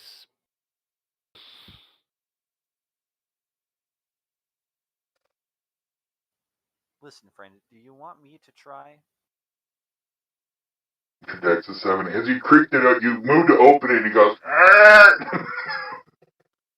and you just let it go. So,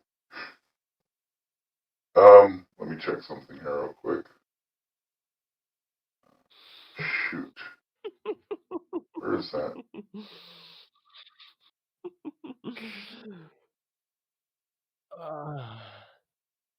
This is what I get for trying to rogue.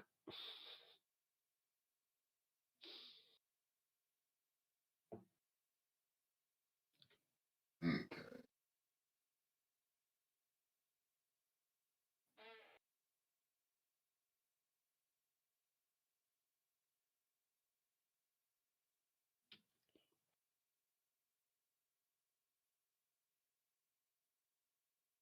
Sorry, I'm looking at my little table here that I needed.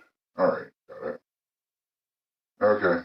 So, what are we doing with the door then? Are you opening it all the way, or is Mouse going to listen, or what are we doing? Mouse is going to. You want to Mouse take a will look for listen? traps, and then she'll try to open the door quietly. Okay. I will back.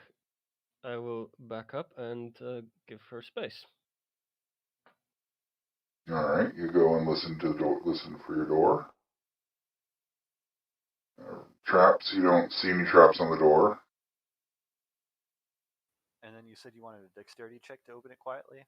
Yep, did you do a listen check too? No, she's not bothering with a listen check. Okay. So yeah, dex check will open it quietly.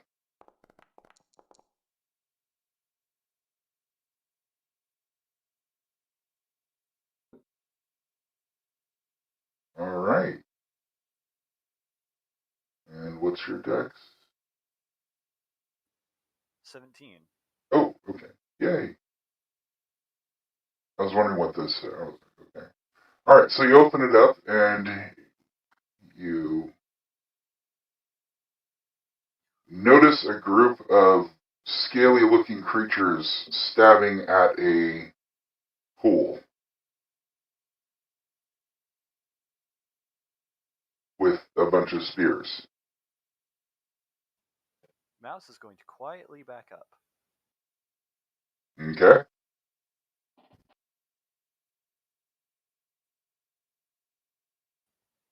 Ragnar. Yes. Trogs. Trogs. The fuck? Troglodytes. Oh. I don't know what that is. Does it require killing?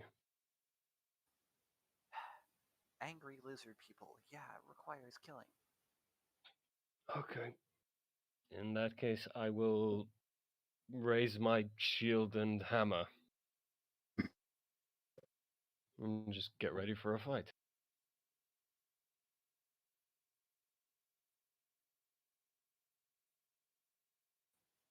Mouse is going to kind of like nudge you, like poke you in the back, like get in the room. Okay. Okay. I'm gonna get everyone in combat ready.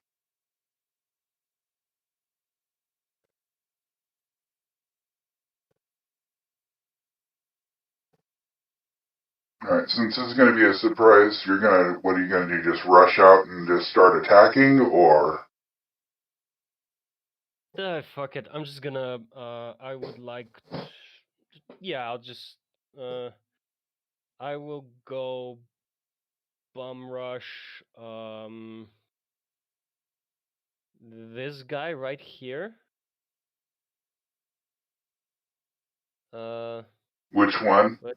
The ingenious. Fuck my. My thing's glitching. There we go.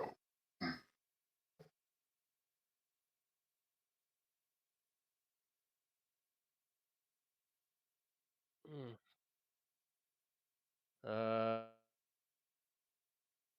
A foundry seems to have crashed. Give me a sec. I'll Okay. be back. Not a problem.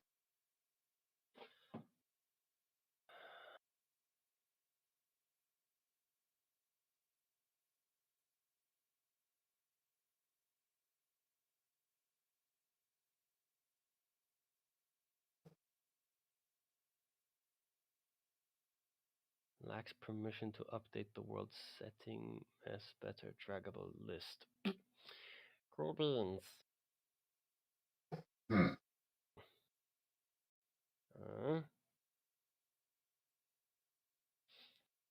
Okay, and I am back. So, okay, I have. Yeah. Let's see if this. Yeah, it's doing. Great. What the fuck? Sorry, my thing's. I think it's shitting itself on my end. Yep, it is in fact.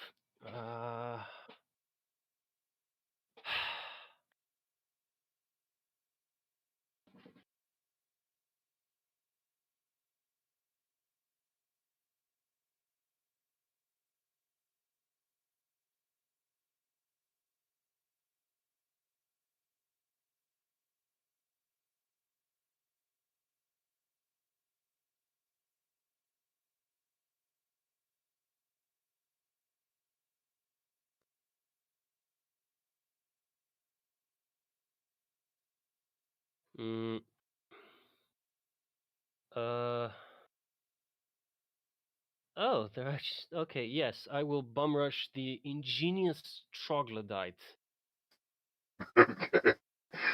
and just try to either smack him in the face or just run straight into him. Whatever happens first. All right. So just go ahead and move in. I'll just let you move in and attack. It's really simple. I'm not even doing any special stuff. Is this okay? Yep. They're focused on your they're focused on the pool. They don't even notice you.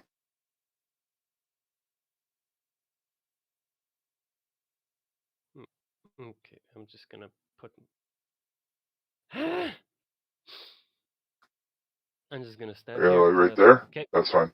So to attack, just click on the monster, and if it's highlighted by an orange square, that means it's selected.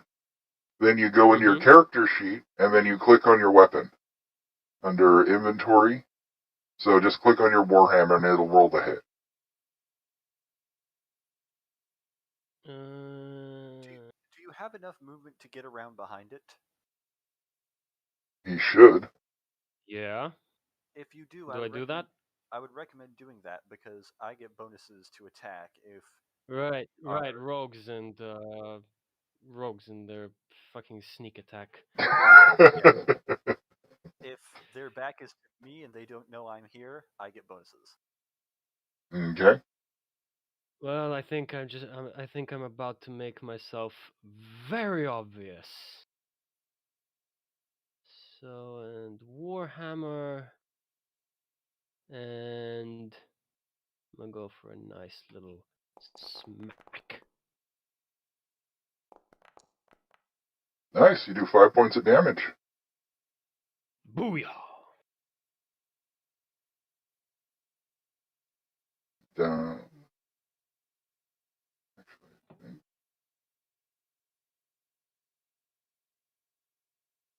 Yep. Okay.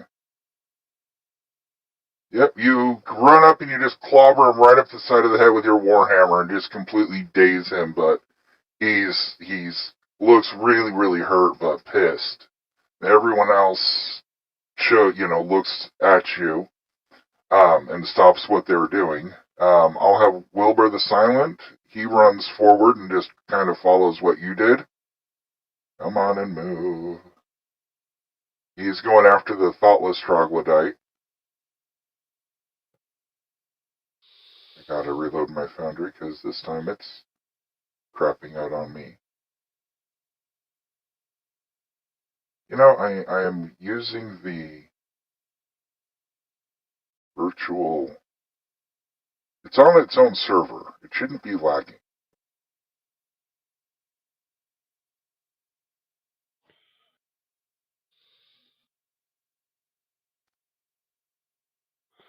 Okay. I'm logging back in here.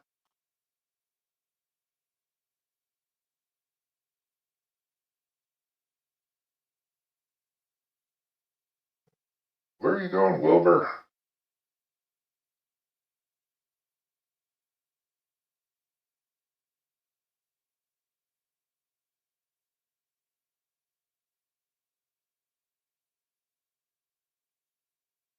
Okay, come on.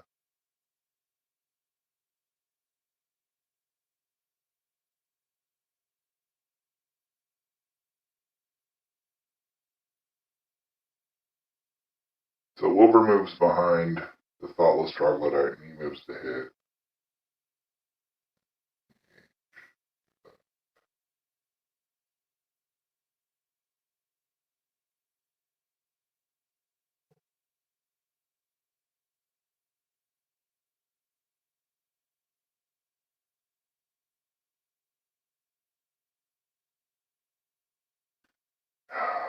Okay. Having multiple screens is making it not like. Just gonna do it this way, at least for now. I'll move in here. Oh, come on.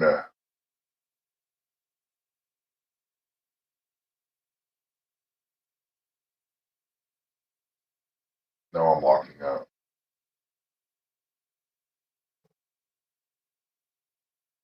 I'm going to reboot the Forge server. Just give me a moment here. Figure.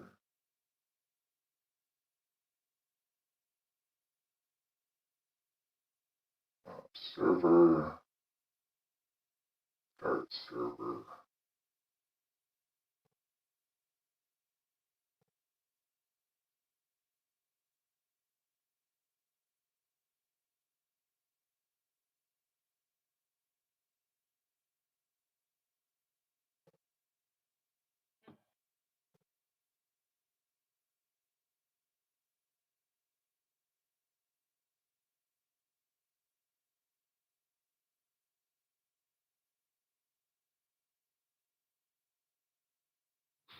Okay, I have no clue what the crap is going on. Launch my foundry.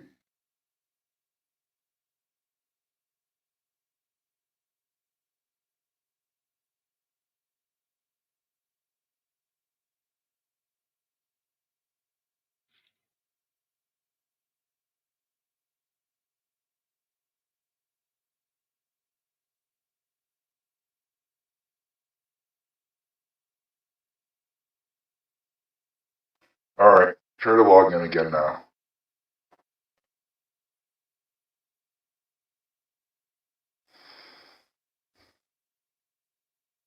Okay, there we go.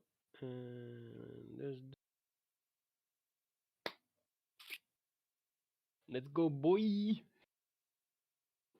Alright. User toolboy lacks permission to update the world setting mess.beta draggable lists.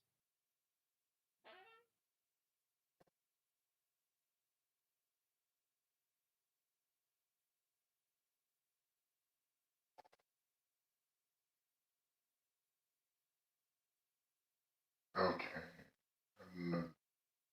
Yeah, it's completely locking up for me. Oh my gosh.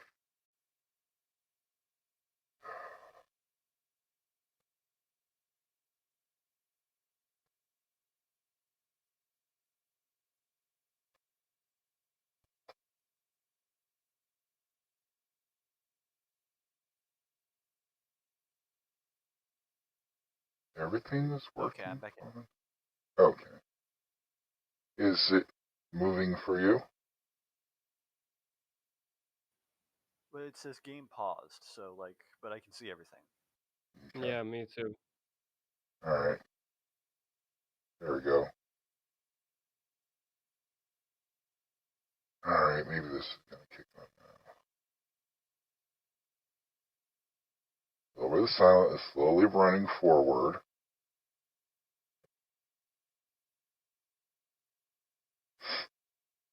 And he's going to attack the thoughtless troglodyte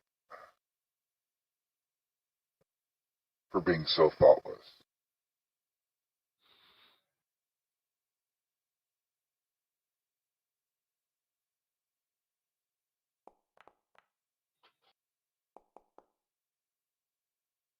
It glances off his shoulder, but it gets his attention. And it does 1 point of damage to it. Alright. Mouse, what do you do?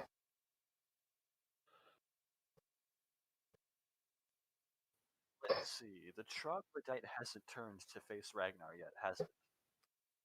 No. Is there any mechanism in first edition for, like, holding an action? Explain what you're trying to do. I'd like to, like, aim my crossbow, but wait to fire until he turns to face Ragnar. I can just say he turns face Ragnar, and then you fire and just wait, and then just have that be your shot. So are you just waiting for him to turn his back so you can get the sneak attack bonus? That is correct, yes. Okay, no, yeah, that's fine. That was the whole point of the thing. So it'll only take a second for him to turn to face him since he caught the direction. So, yeah, go ahead and use your sneak attack with your crossbow.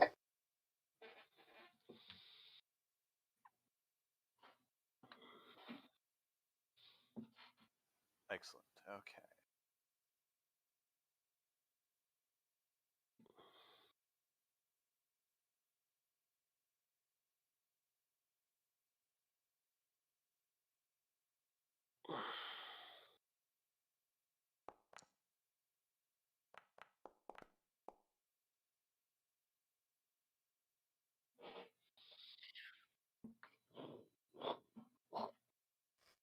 All right. And that damage is doubled thanks to sneak attack. Okay.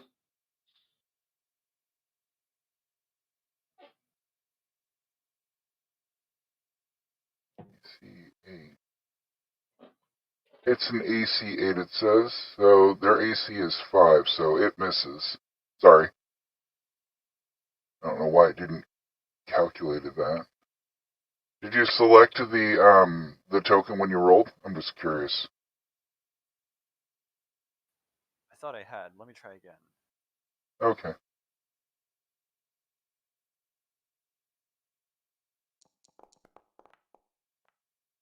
I'm just trying to see if this is working.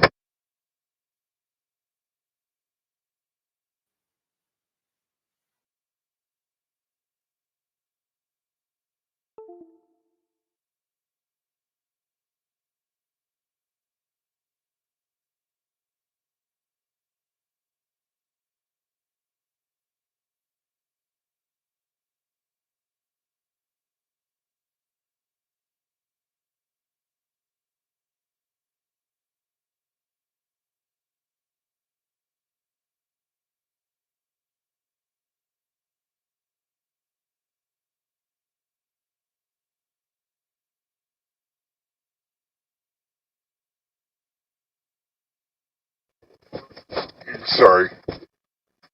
Kaiju wife was asking some stuff, so had to answer. Alright, where were we? You missed your shot, Mouse? It looks like I did. And Yeah. I think I wasn't targeting him. Like, I clicked on There him, it is. Yeah, you see how with the second thing it says versus indigenous troglodyte 5? Yeah, I had to click on him a whole bunch of things, a whole bunch of times. Okay, I'm going to add a targeting mod on this later. I'm using as little mods as possible because I want as least amount of fuck-ups as possible. But the targeting mod will actually have a circular glowy thing around the person you're targeting, so that's always good. Oh my gosh, it's crashing for me again. Okay, so now I'm going to say let's roll for initiative, because now it's the actual turn. Since this is the start of combat, in essence, this is your bum rush sneak attack. Surprise attack, that's what it's called. So what first edition does is we call it group initiative. If this playstyle is something that is annoying, and I'd like to try it out to begin with, basically it's players go, the monsters go, then players go, the monsters go. But you see who goes first at the beginning of each turn. You roll 1d6. The side that rolls the highest number goes first, basically. Uh-huh. And if, again, it's something that's annoying, and if there's a group consensus, we can go to individual initiative, which is basically everybody rolls, and then you do the turn order between players and monsters. Which lends to more realistic combat in a way. Well, I'm willing to try this group initiative. Alright, so the monsters are going to roll first, and just pick somebody between yourselves who's going to roll for the player group. So what is it? You just roll a d6 and that's it? Yep. I don't... I'm easy go. I'm easy go, so...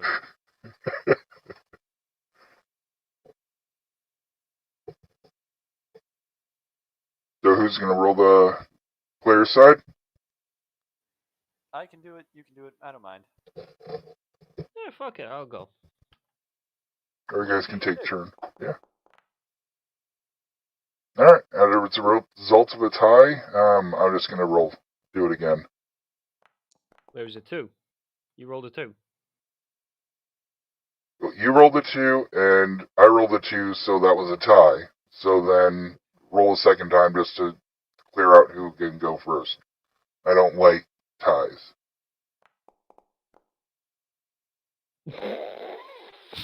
Oh my god.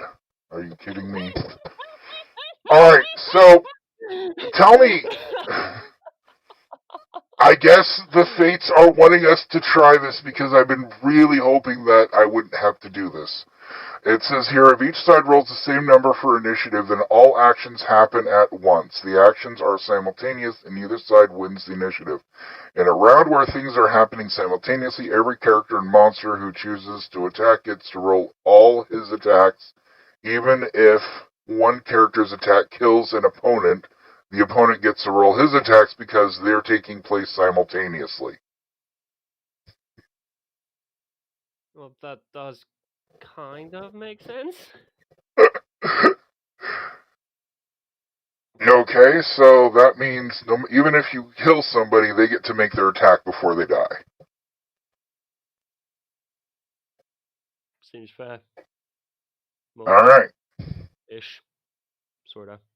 Alright, well, who do you want to go do their attacks first, the monsters or the players? I am going to smash this guy. I'm gonna try and cave this guy's head in. Alright then. So wait, do I have to right click him or left click him? Left click him to highlight him and turn him square orange.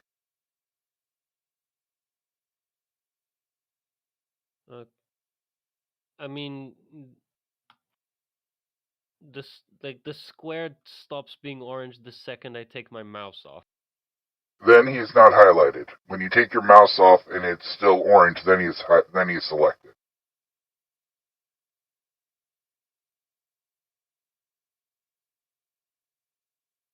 I can't seem to select him.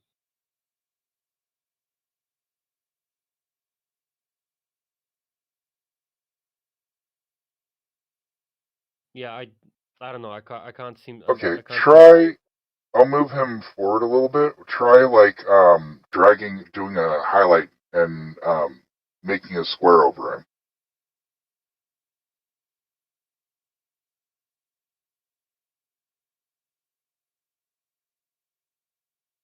Nope. Well, we'll just do it the old-fashioned way then. Go ahead and just roll the hit, and then we'll check the check against his armor class. If Foundry decides to stop freezing. Ah, double right click. Oh, okay, that works too. Okay, pull this thing up again. And where's my hammer? And schmack.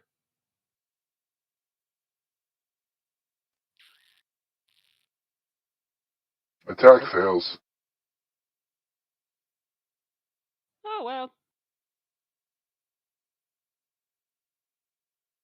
All right.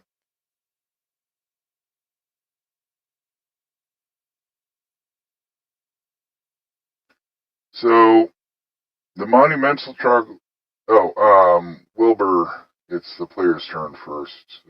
Player's turn right now. Wilbur's going to attack this guy.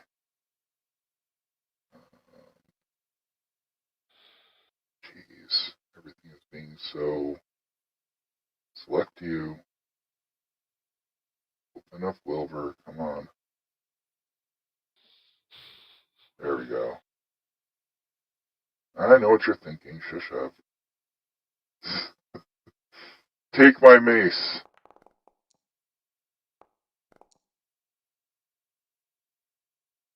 Nice. Does 5 damage. So Wilbur quietly cracks this guy against the head. He's pretty dazed. Mouse, are you going to do any more attacks? Well, yes. Are they still unaware of me? Yeah. Oh, good. In that case, I'm gonna try to shoot him again. All right.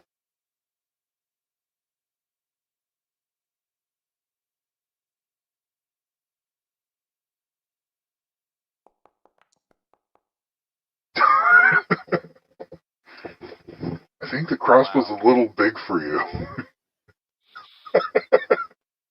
That is literally the exact same roll I got last time.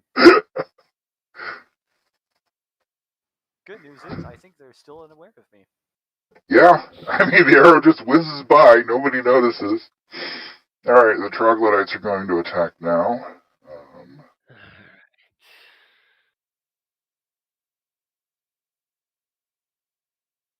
Okay, so they get 2 claw attacks and 1 bite. Each. Yep. Ooh. Oh, what's my AC? Okay, 1 misses. Come on. Okay. Another claw attack. That misses, and he's going to come and bite you. And that misses. The other one.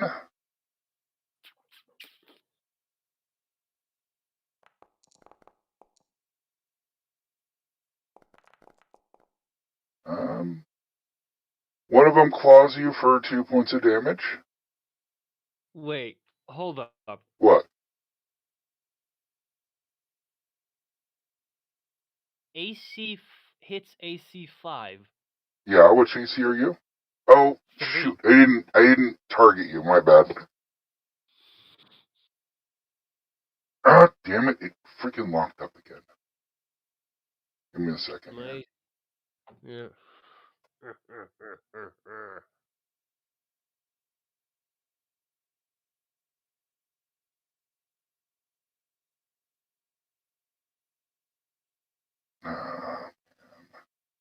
I don't get it. It was working fine for all this time, and then now whenever we're actually playing and actually doing combat, it's having a seizure.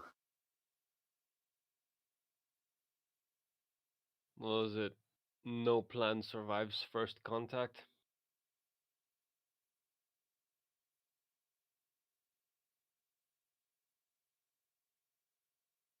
I have to, like, reload the whole damn thing every few times. every time now, it seems like. There we go.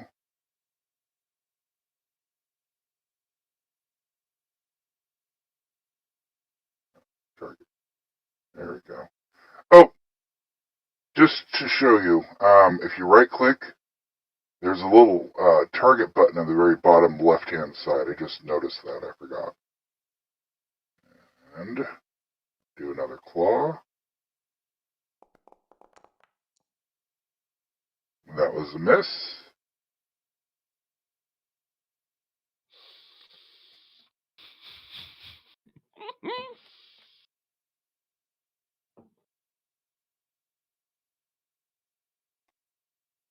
And it's going to bite you. It is All right. not. He bit you for 2 points of damage. He hit an AC of 3. Bitch.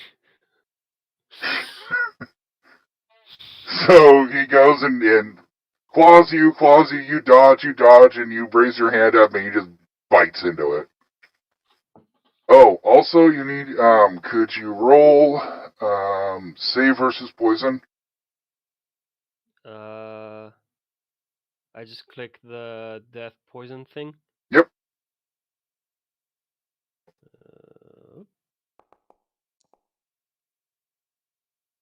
Alright. You notice it's the oil on its skin and its stench is just really nauseating, but you're able to shake it off, and you're able to continue to fight.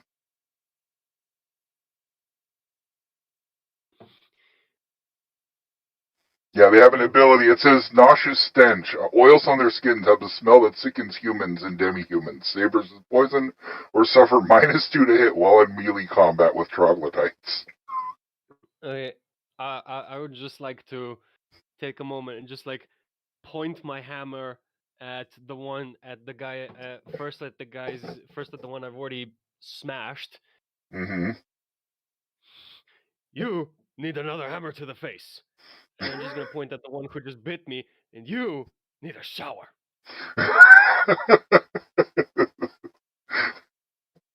They just click back and growl. They're more you notice they're more amphibian looking than lizards. So they have a skin that looks like a salamander almost.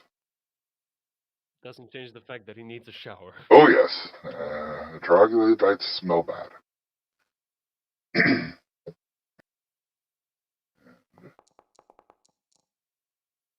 That is a miss. He bites Wilbur and misses, and he's going to go and claw him.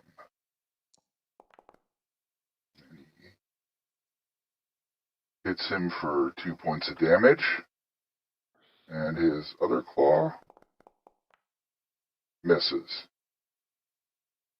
And the other one,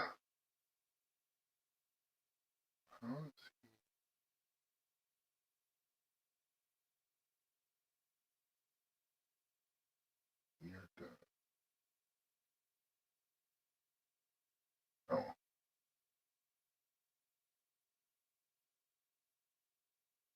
Attack with the claw.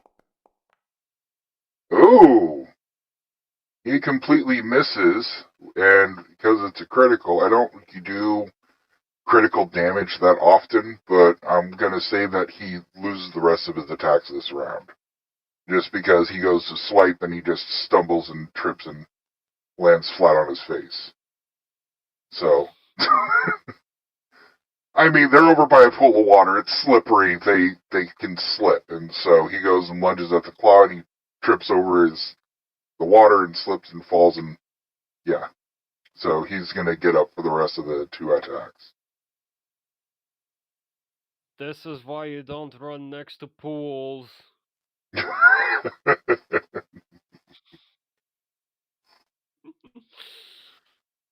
Okay, so and now it's the end of that round, and we go back to rolling for the group initiative.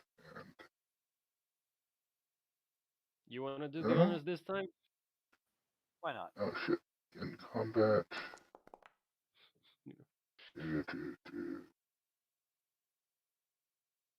Okay.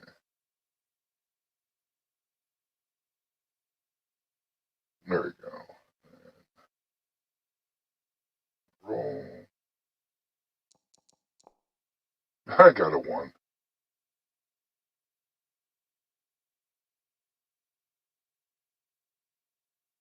Yeah, the catty troglodyte rolled a 1. Go on,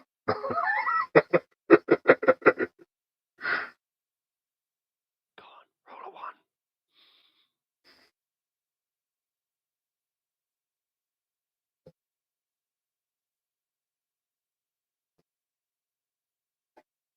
There's the turn marker I was talking about, though. I completely forgot to start the combat.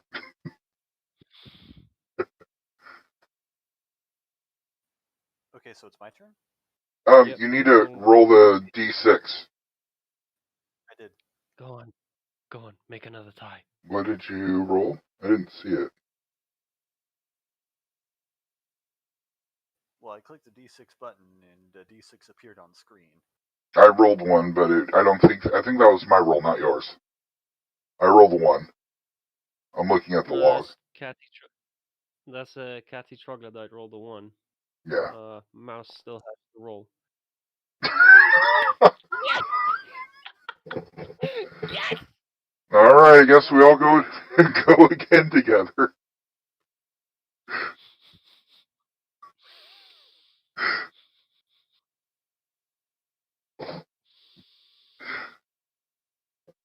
So I'll let the players take the first turn. Since you're highlighted, Mouse, why don't you go ahead and do your attack?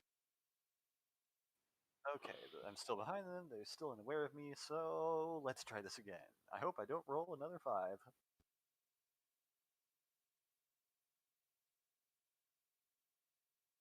Let's take it from the top. Nice. Oh, nice. And I double that damage. So the after you take careful aim, the bolt just you notice the bolt just appears right out from under or just right from the back of the neck, and he just kind of gurgles and slumps back down.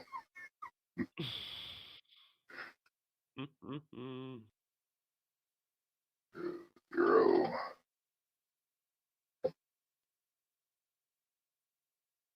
So the ingenious eat it.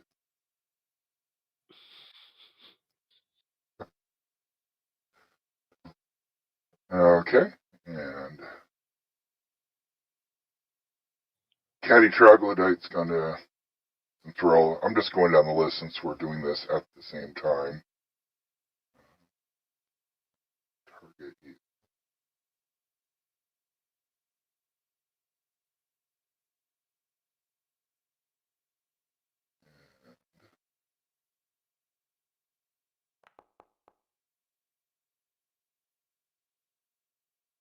That's a miss.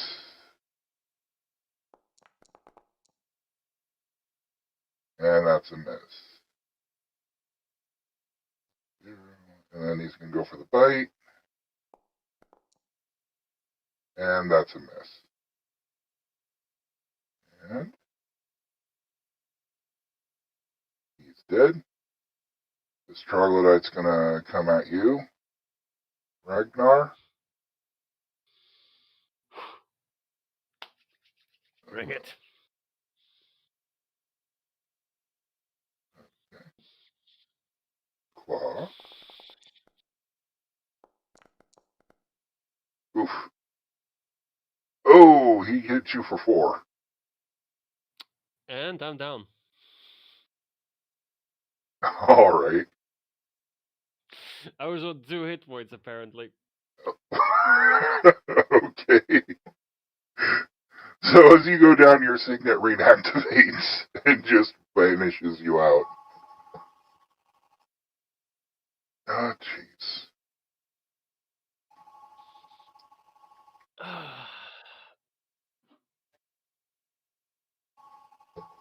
Hold on.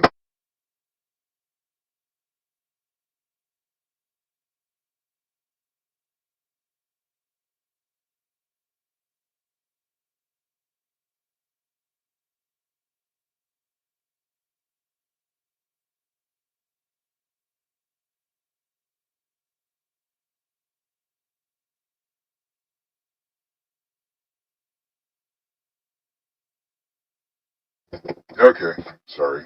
Weird phone call. Okay, so you vanish and go back to Ard'Vanwa because your signet ring activates.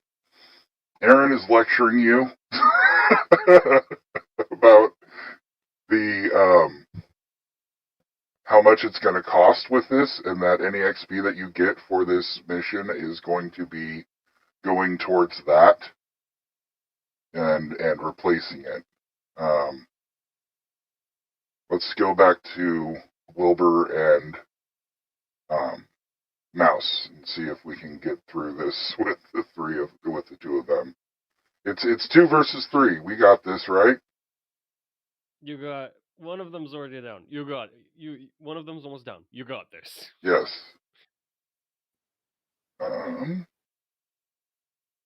Okay, so his turn is done because he can't really. Well, I guess I can move him over here. And I'm going to get locked up again. Alright, so the monumental troglodyte is going to attack Wilbur.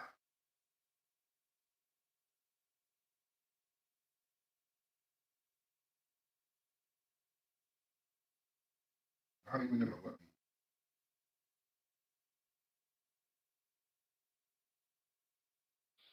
Okay, there we go. Just going to log into the other GM account and just switch between the two until we're done. And figure out why it's going on. Watch it be an internet thing. Okay.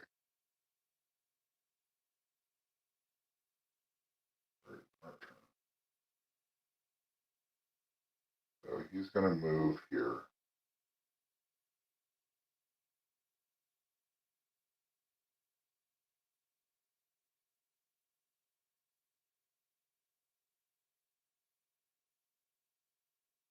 You know, I notice that it's whenever I'm dragging the icon that it's locking up. Maybe if I actually just use the arrow keys and move them?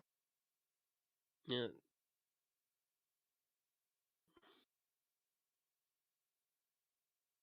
Similar thing was happening to me earlier. Every time you dragged an icon, it would just freeze up?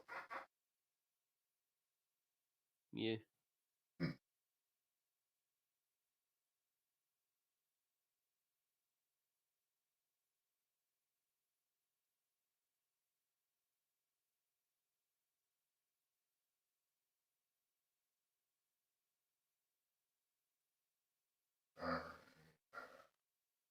Page, load. Alright, no more dragging. We just have to use the arrows, I guess, until I figure out why it's doing that. Might be one of the mods that I have on here, or it could be because I have this not as a grid, and it's not liking it. Okay.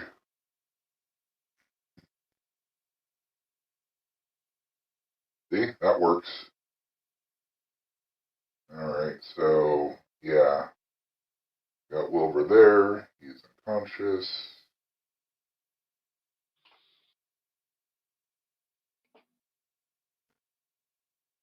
There we go. He's teleported out. So, who is next? Oh, let's try.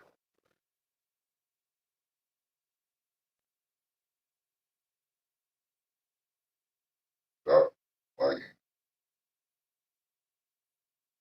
Okay.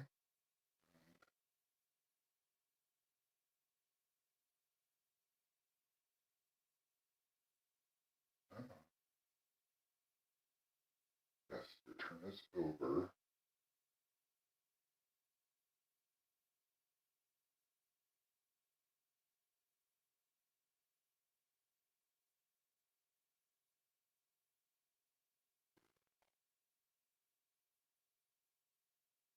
Sorry, I don't know why it's not letting me switch to the next. Set active. Here we go.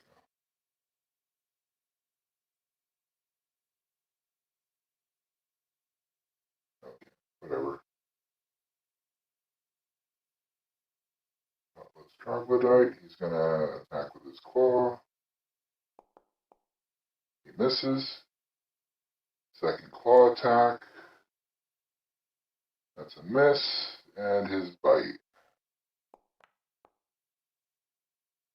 And that's a miss. So our cleric is doing pretty good. Oh, good. Mouse, did you want to move and attack, or? I would quite like to creep up. And, Yes. Yeah. So this is what character death mid combat feels like. I honestly thought you guys could handle 4. I don't know, I'm Wow, sure we that could. I'm seems just super laggy for me. I'm just curious. I know I went down 2 in the bite. Mm-hmm. How did I lose the other 2? Was it because I saved against the poison thing? Yes. Or does that mean half damage? No, there's no half damage. You took 1 hit for, you have a total of 6 hit points. So you took 1 hit for 4, and then 1 hit for 2. Because your previous attack did 4 damage. Yeah.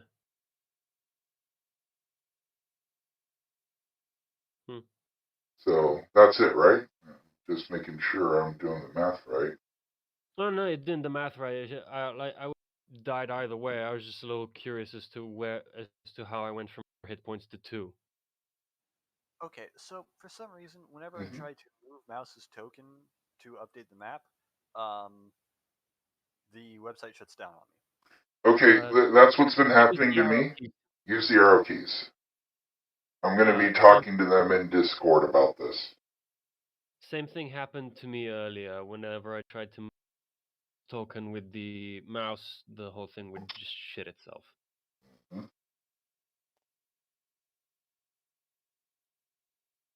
I think after this combat round, it's a good time to call it, and I'll try to figure out the tech And now issues. it's saying that I can't move because it's not my turn. Okay, I can fix that.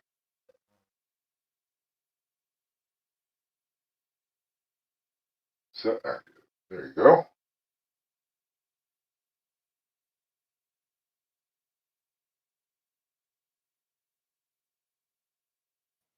Okay. Looks like the thoughtless troglodyte has its back to me, so I'm going to try to shoot it. Okay.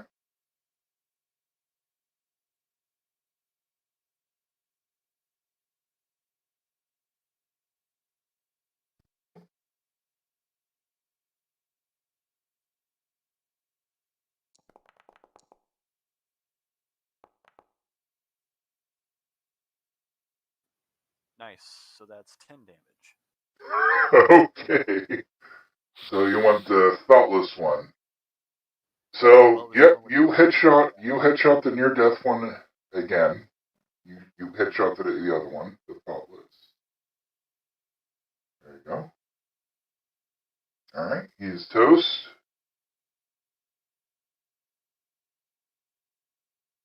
So,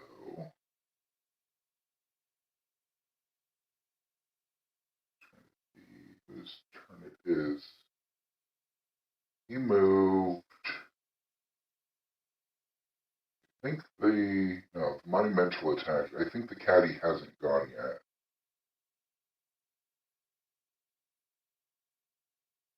And then it's Wilbur.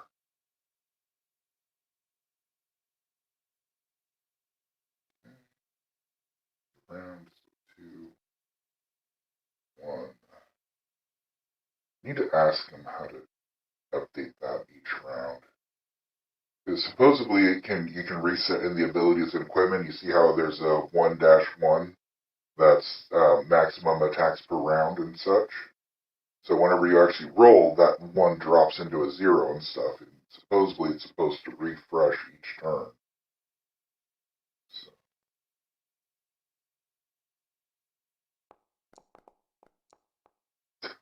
There's an 8. That's a miss. And he gets gets a 2. That's another miss, and then he's going to go for the bite. Oh, and bites him for 1 point of damage.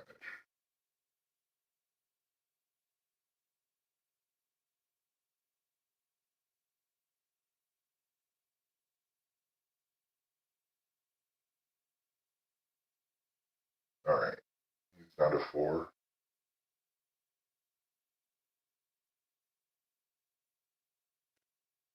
And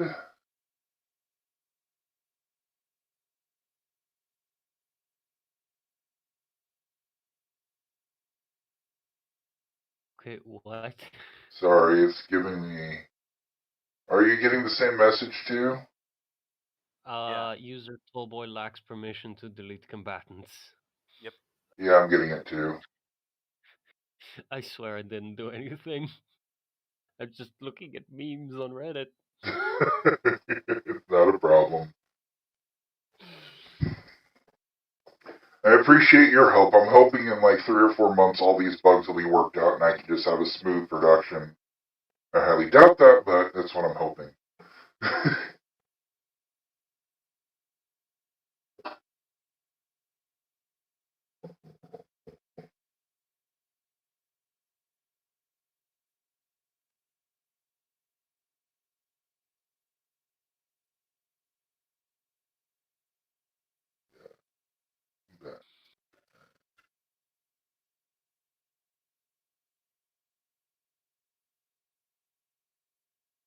I'm not logged. Okay, hold on. It logged me in as the wrong.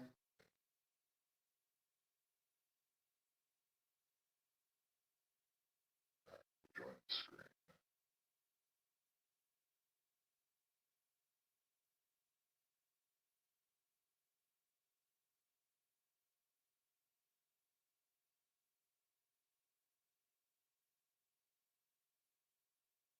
Are you getting the error still?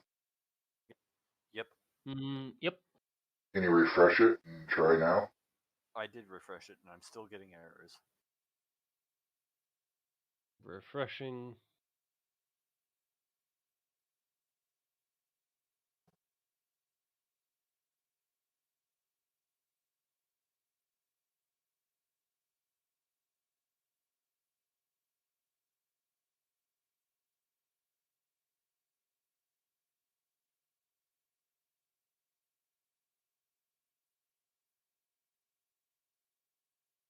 Okay. I deleted some of the bodies just to make sure.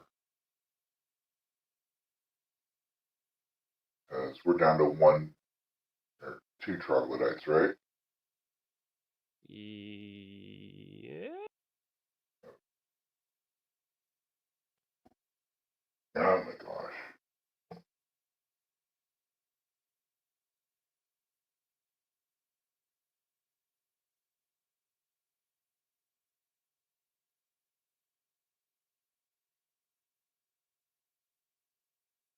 Why is this doing this to me?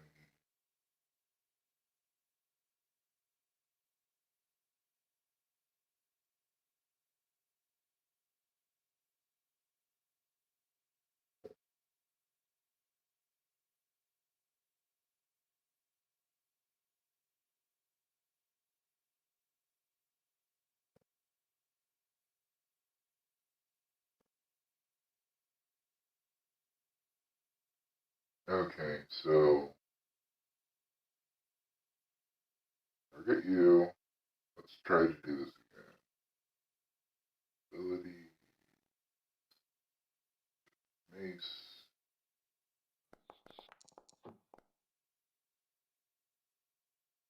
And he misses. Jeez, all that for nothing. I know.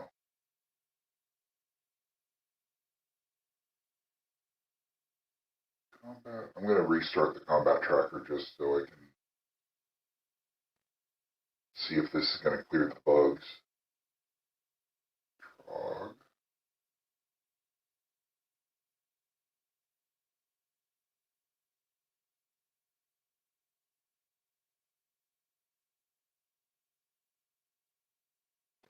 Point.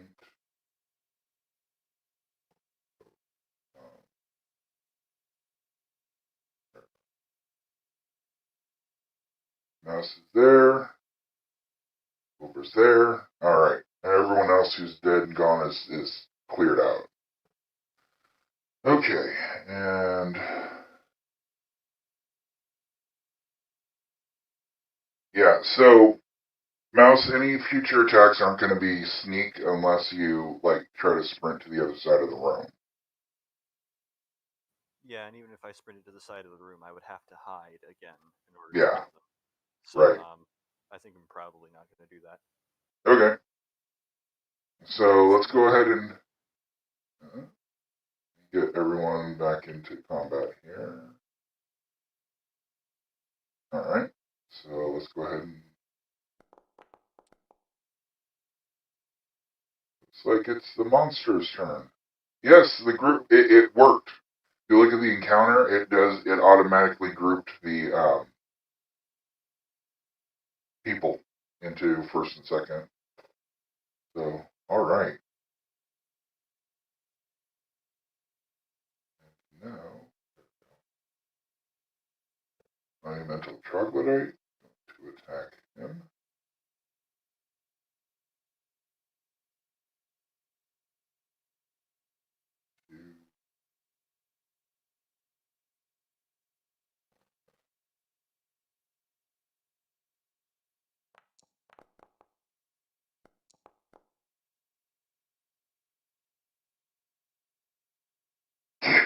I just hit myself. Well, I didn't hit myself, but you know what I mean. I targeted my troglodyte instead of.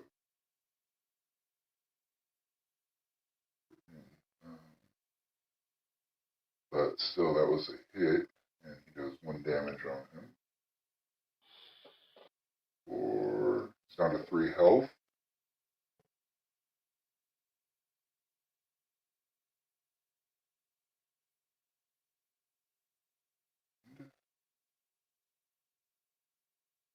Another claw attack. That's a miss, and his bite is a miss. Okay, and then the other troglodyte's going to. Don't mind that.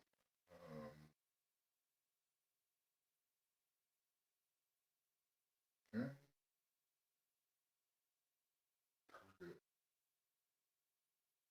Target.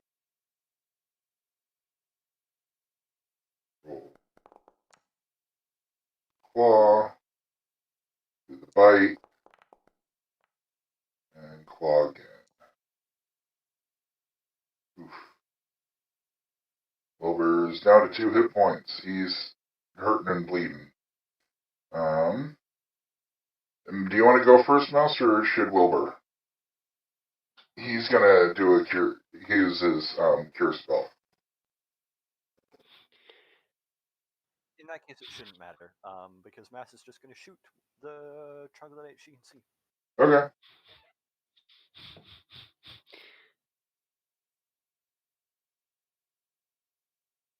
Wilbur would have used the cure spell on you, but you kind of died and disappeared before he could.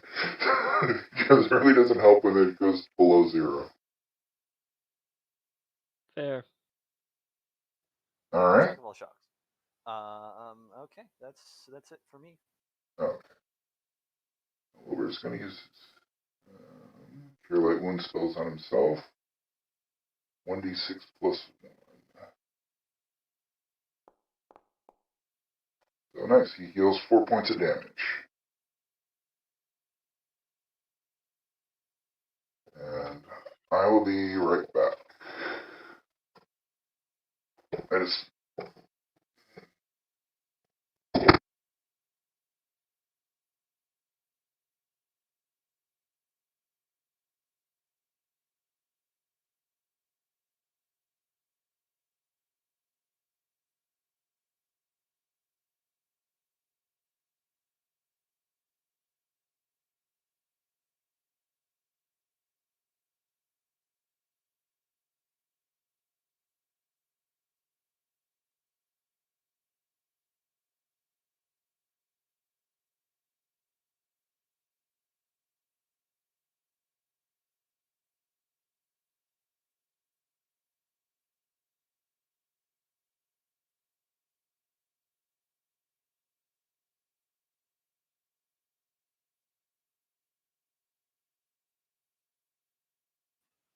Okay, listen, I need to go now.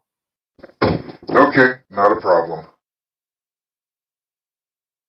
Basically, long story short, when you guys kill the two remaining troglodytes, you find that they were spearfishing inside that fish pool. I held out Yep. for as long as I could, but now I have things that I need to do. Yep, not a problem. Okay. Alright, we'll wrap it up here. We can just either pick it up by the fish or just have you guys come back. Yep, can you hear me? Kaiju bounced. Had to take care of something. I'm still here. Can you hear me? Can you hear me, guys? Alright, well, I guess tell him when he gets back if you don't mind. Will do. No worries. Thank you. Can you hear me, guys? Take care. Good luck. Right. This is all kinds of funny.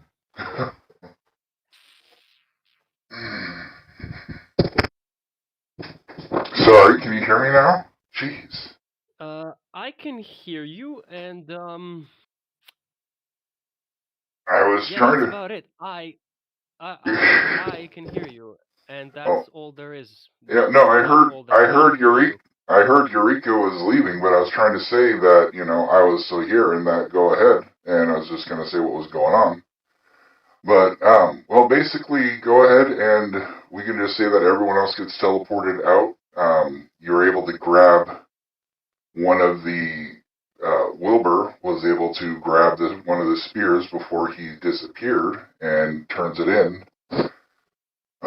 But other than that, are you there? Okay. Since I'm sort of stuck back at HQ and not doing much, I'm yeah. I'm gonna clean off the dagger and hand it in. Okay. Erin just says that it's a normal-looking dagger, and so you can just keep it in your inventory. There's nothing really special. The belt itself is pretty good, so you can have a dagger with a leather belt. It's worth probably about 10 silver. So if you want to turn it in for the silver, but it takes 1 gold piece per experience, though. Mm-hmm. So.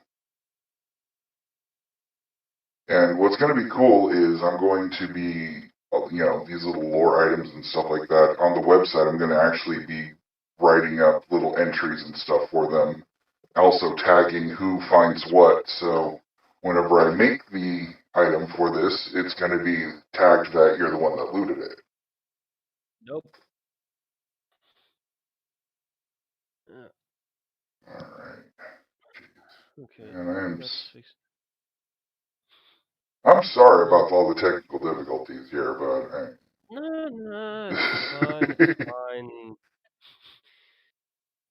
Every first session's rocky as shit. Besides, nothing survives first encounter with a group of PCs.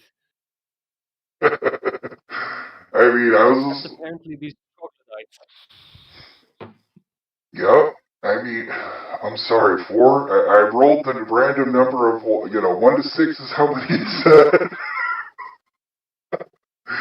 and fine. Yeah, I know. I'm just laughing at it because it's just like reading the rules for these and being used to 5th edition where you had so much more things you can do to mitigate certain damages and stuff. This is pretty much like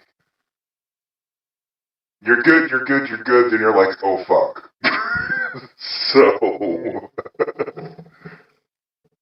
So I'm definitely working on balance. The guild rings, I really don't like the idea of people having to remake the player characters.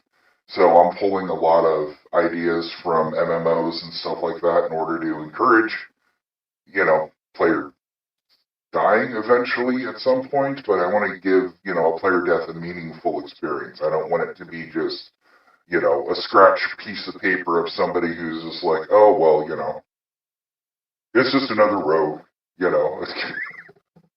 Throw them in the meat grinder.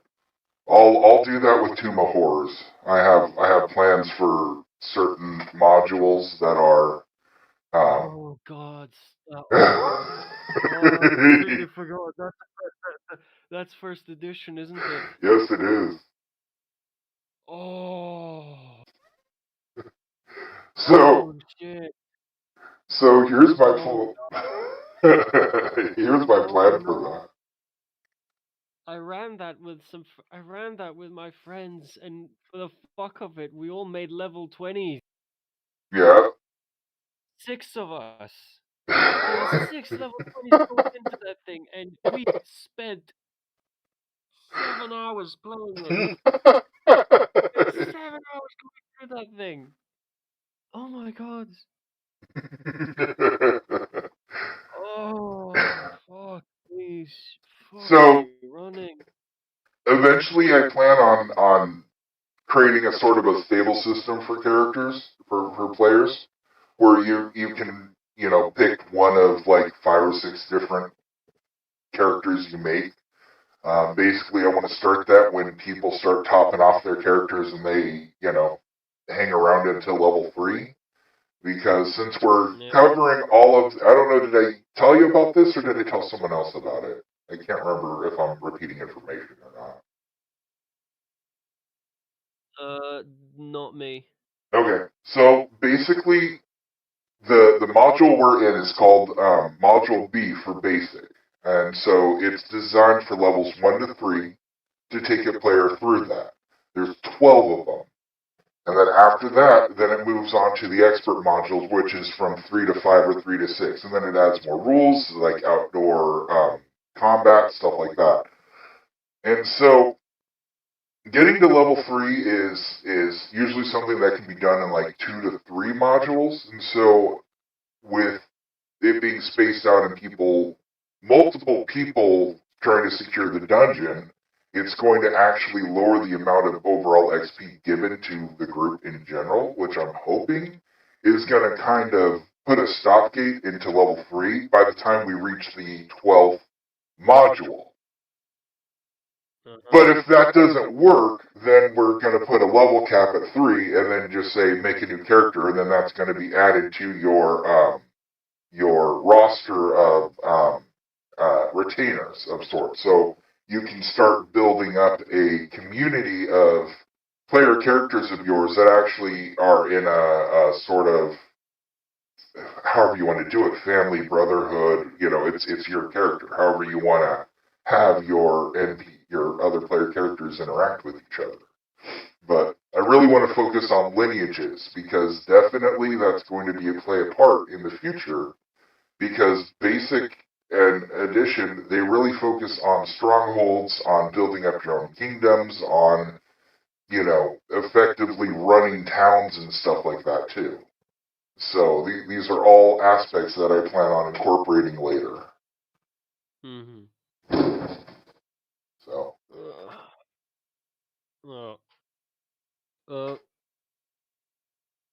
Honestly, I gotta say that this was an experience just because it's first edition, and I've never, and this is the first time I'm playing with this kind of system. Yeah. This has been an experience because I'm just on a whole new platform. Yeah. And this has also been an experience because I have never started at level 1. Well, I mean that's the whole point. And I mean, what are some of your thoughts about based on this versus the actual playing 5th edition? I mean, I know it's a little bit slower and combat's not as, but I mean, this is more storytelling. This is more you get in there and you write the story with the DM is kind of how we're trying to make this. Yeah, honestly, it's giving. I'll admit, this is giving me some ideas on how to improve my own DMing. Oh, that's cool.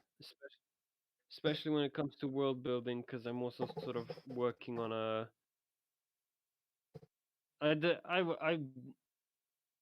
I went sort of a lot more open world-ish when it came to my world building, and sort of the whole butterfly effect thing, where you do something in one place and then that echoes around the realm. So, and oh yeah, yeah. And honestly, I am just thrilled to not be dealing with. I've I've spent pretty much every. I've been basically all the D&D sessions we've had uh, since about January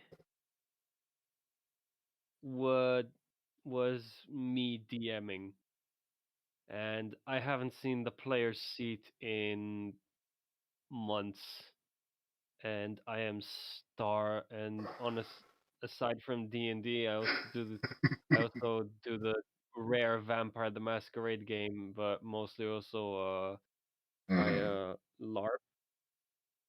Yeah. Uh, and honestly, this year has been absolute shit when it comes to LARP because of restrictions due to COVID. And honestly, I am just absolutely starved for roleplay. Yeah. I mean, definitely this is going to be right up your alley because I want as much in character stuff as possible. I want to go have those journals be updated with like your thoughts and what your character was thinking whenever he was going through the adventure and stuff. And because I want to build up fan bases for the characters and have people follow you because these are going to be main characters in these stories that I'm going to write and I'm going to animate and I'm going to do video readings on them like I'm going to do with all the other lore. And so definitely keep that in mind when making your choices. So if you start getting a big fan base and you go and you kill another favorite character, you're going to be having fans thrown down with each other. Oh, if we ever get to that point, I'll just say this now: I am perfectly happy playing the villain. Okay. Something interesting about Mystara, and something that I don't know if it's something this character or some other character wants to do, especially with your Thor likeness. I told you about the Immortals, right? Yes, you mentioned there's basically immortals who are kinda, sorta gods, but not really. Yep, they're demigods, and you meet these people, and their adventures just like you. And so it's something you can actually achieve at level 36 if there's reason to. I mean, the book says the DM can choose. I'm going to let people who want to do it try it because there's an entire adventure module series based on the Immortals. And I actually came up with some good plot for them in the actual world building. Okay, I'm gonna ask, cause Yeah. how the fuck do you get to level 36? We will get. How do you like? So it's just the concept of going past level 20.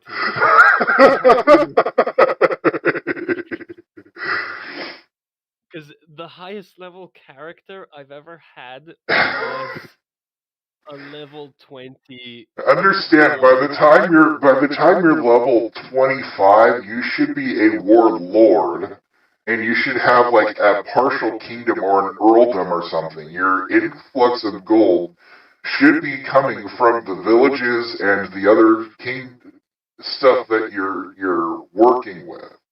So again, this is why I say gold and XP are interchangeable, and you can cash that in for experience points. So if you come up with taxes on citizens and other ways that you can acquire revenue, the show of wealth is a sign to the immortals that you're serious about what you're trying to do. So the immortals are very capitalistic, and the amount of gold you have when you become an immortal is inversely in relation to the amount of power you get as you become an immortal.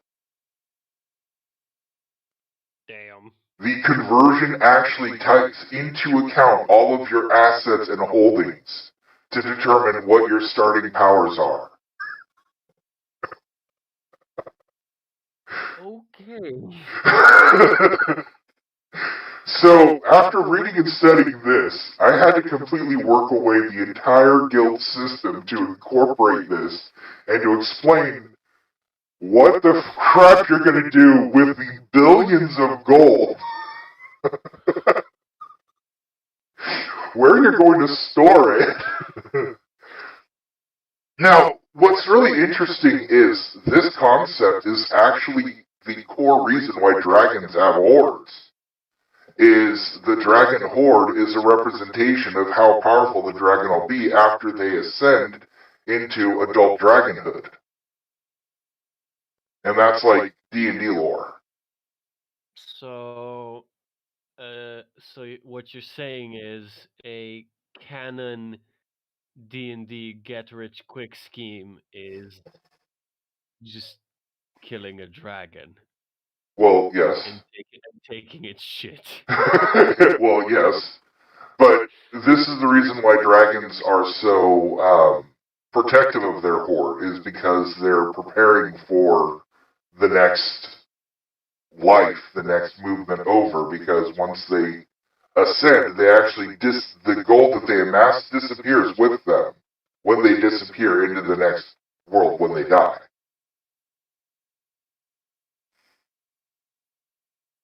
I mean, talk about a gold sink design, right?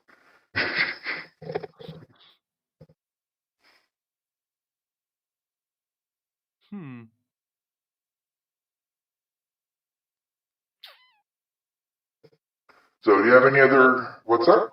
Well, we still have a massive carcass, which you can salvage for. Well, I mean, when the dragons not when they die, when they actually die of old age or ascend, as they put it, based on the lore that I've been reading, they pull an Obi-Wan Kenobi and they just like vanish into the Force along with their dragon horde. And nobody knows where it is.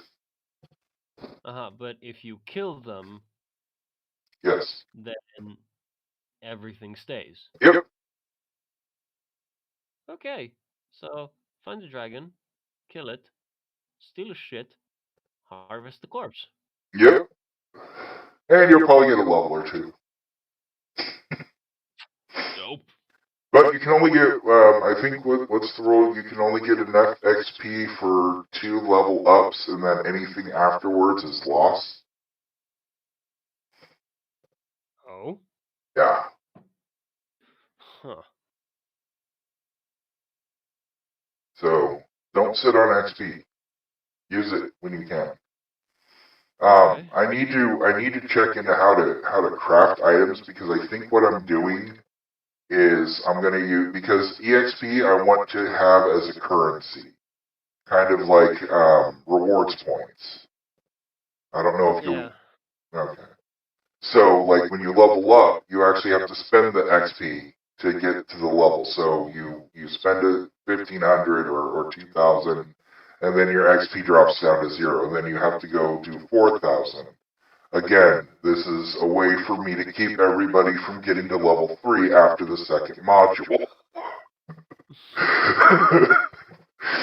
I'm pulling every dirty DM trick in order to put a level stopgap to people. Oh boy. Oh, you're gonna make us work for level 1. Yes, I am. Because this is about the journey and the story, not the level and the numbers. That's what Bethany is all about.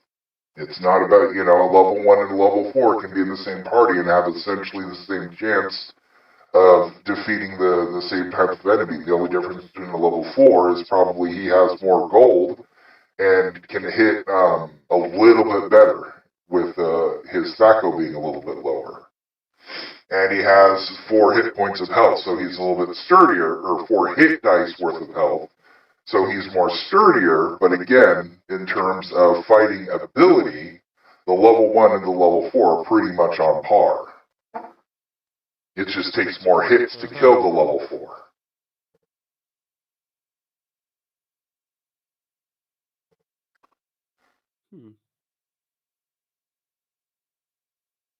So I was going to end the stream at about 7 and 15 minutes. Do you have anything else you want to talk about, or did you want to bail a little bit early?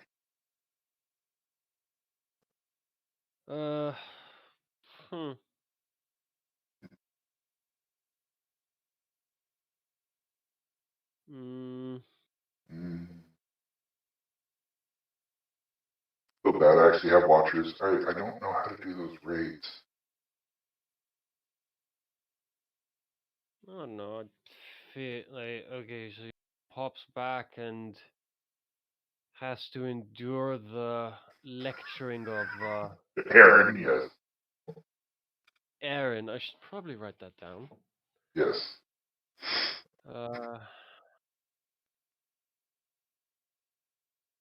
Yeah, if you're... She's the guild face. Yeah, she's the guild manager. She's the representation of the Wizards of the Coast and TSR writers who create the RPG. So she is Wizards of the Coast. She is Gary Gygax. She is Matt Mercer. She is everyone. Yes, basically. Her backstory is really funny because I made her. She's from the 90s. She's a huge Stargate fan, and hence why she came up with this idea to build the guild this way. Is she kind of modeled it after Stargate? The portal. Oh god, right, I completely forgot about that. From whatever world. And this world also counts. Yeah. So. Oh my god. So yeah, I mean, if we're connecting to a bunch of different multi-dimensional realms, I mean, I figured that's the best way to do it.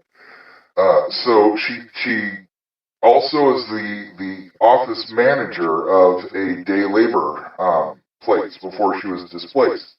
So she knows how to handle a bunch of rowdy people who just want money at the end of the day. And she knows how to... She's a huge fantasy nerd, and so she came up with the Beckme system as a way to keep the players organized, or, to keep her employees organized to, test out and assess what their skills are, because if you ask a barbarian how much he can lift, he's going to tell you he can lift a rock. But, if you actually give him shit to lift, you can actually measure how strong he really is. So that's where she asked her demi-human cohorts about how to test out these things. And I actually plan with new players to run them through the character creation in the guild that I showed you. So they're gonna take... Reminds me of... What's that? You ever heard of LiveJournal? No.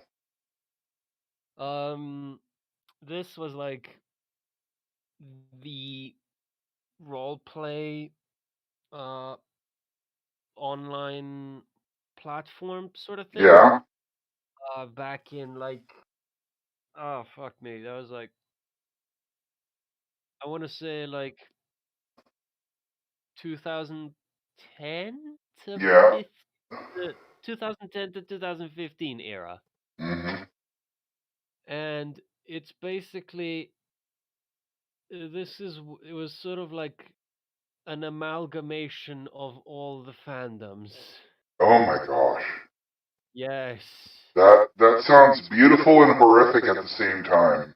And you'd have like chat rooms, and it basically work a lot like it basically work exactly like D&D, just minus the rolling. Okay. Oh, I think I know what you're talking about. And Those are you talking about like those holodecks? uh, I have no idea what a holodeck is. Okay, well you know Star Trek, right?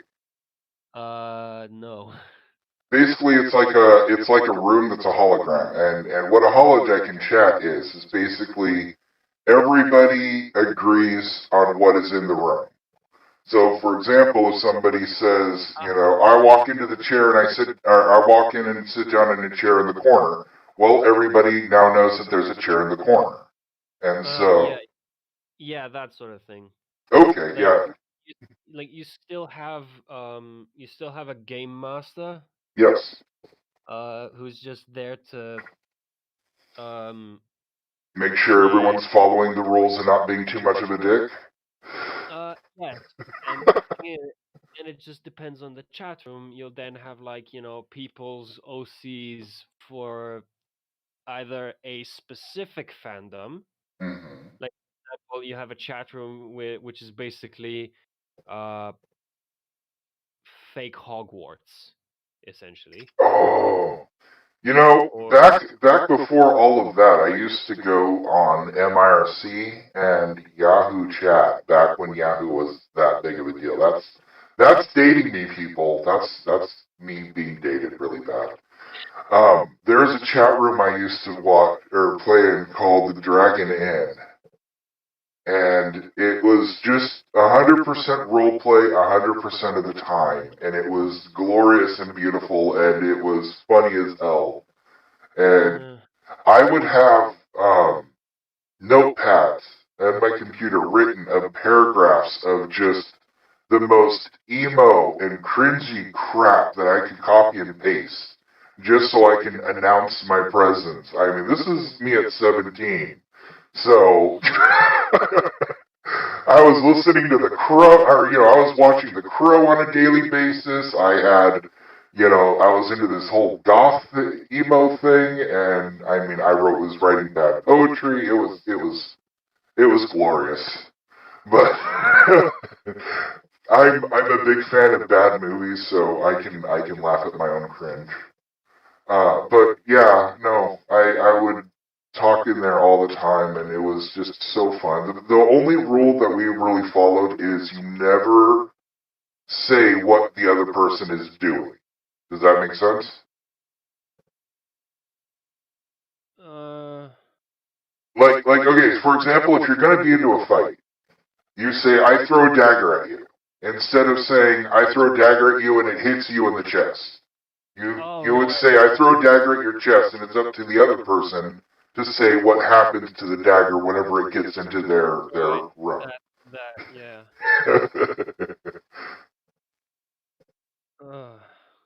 Oh, good.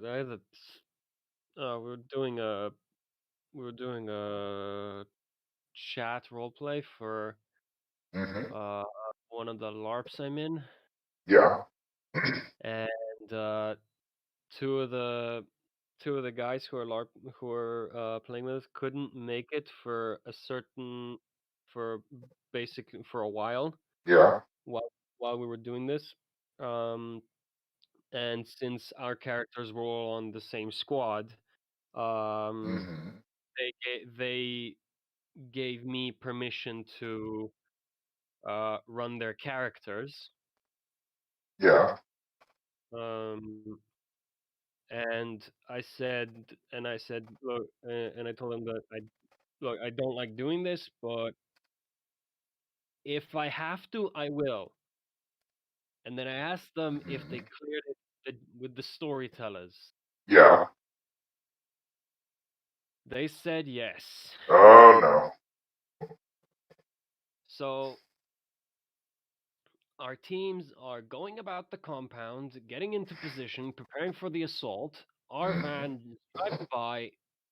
The driver goes nuts, drives straight into the compound, and I mean literally straight into the fucking thing, like straight through the wall. Okay. And my guy's team leader. So he just turns into full full sergeant mode and just starts barking orders at people. Jeez. And I narrated, and I thinking that, everything was okay because, why would they why would they provide me false information? I narrated how the three of us get out of the van and flip it on its side Okay. because between three vampires, one of them one of whom has enhanced strength. Mm-hmm. Like, vampires are already stronger than humans, and one of them enhanced strength on top of that. Between the three of us, we should be able to tip it. It's perfectly fair that we tip a Yes. van over. Right. And then the storyteller immediately puts a pause on the game and pulls me into a side chat, and I had to explain that no, I'm not god moding. They specifically gave me permission to do this, and I had to pull up screenshots and Oh, jeez. yeah. But we sorted it out. Mm-hmm. And went on. Okay, well, I'm going to go ahead and wrap this up. I appreciate everyone watching. If you could please like and subscribe, check out the Patreon if you could. Also, every little bit helps keep the lights on. So, I'm going to go ahead and end the stream, and I'll talk to you later in chat, okay?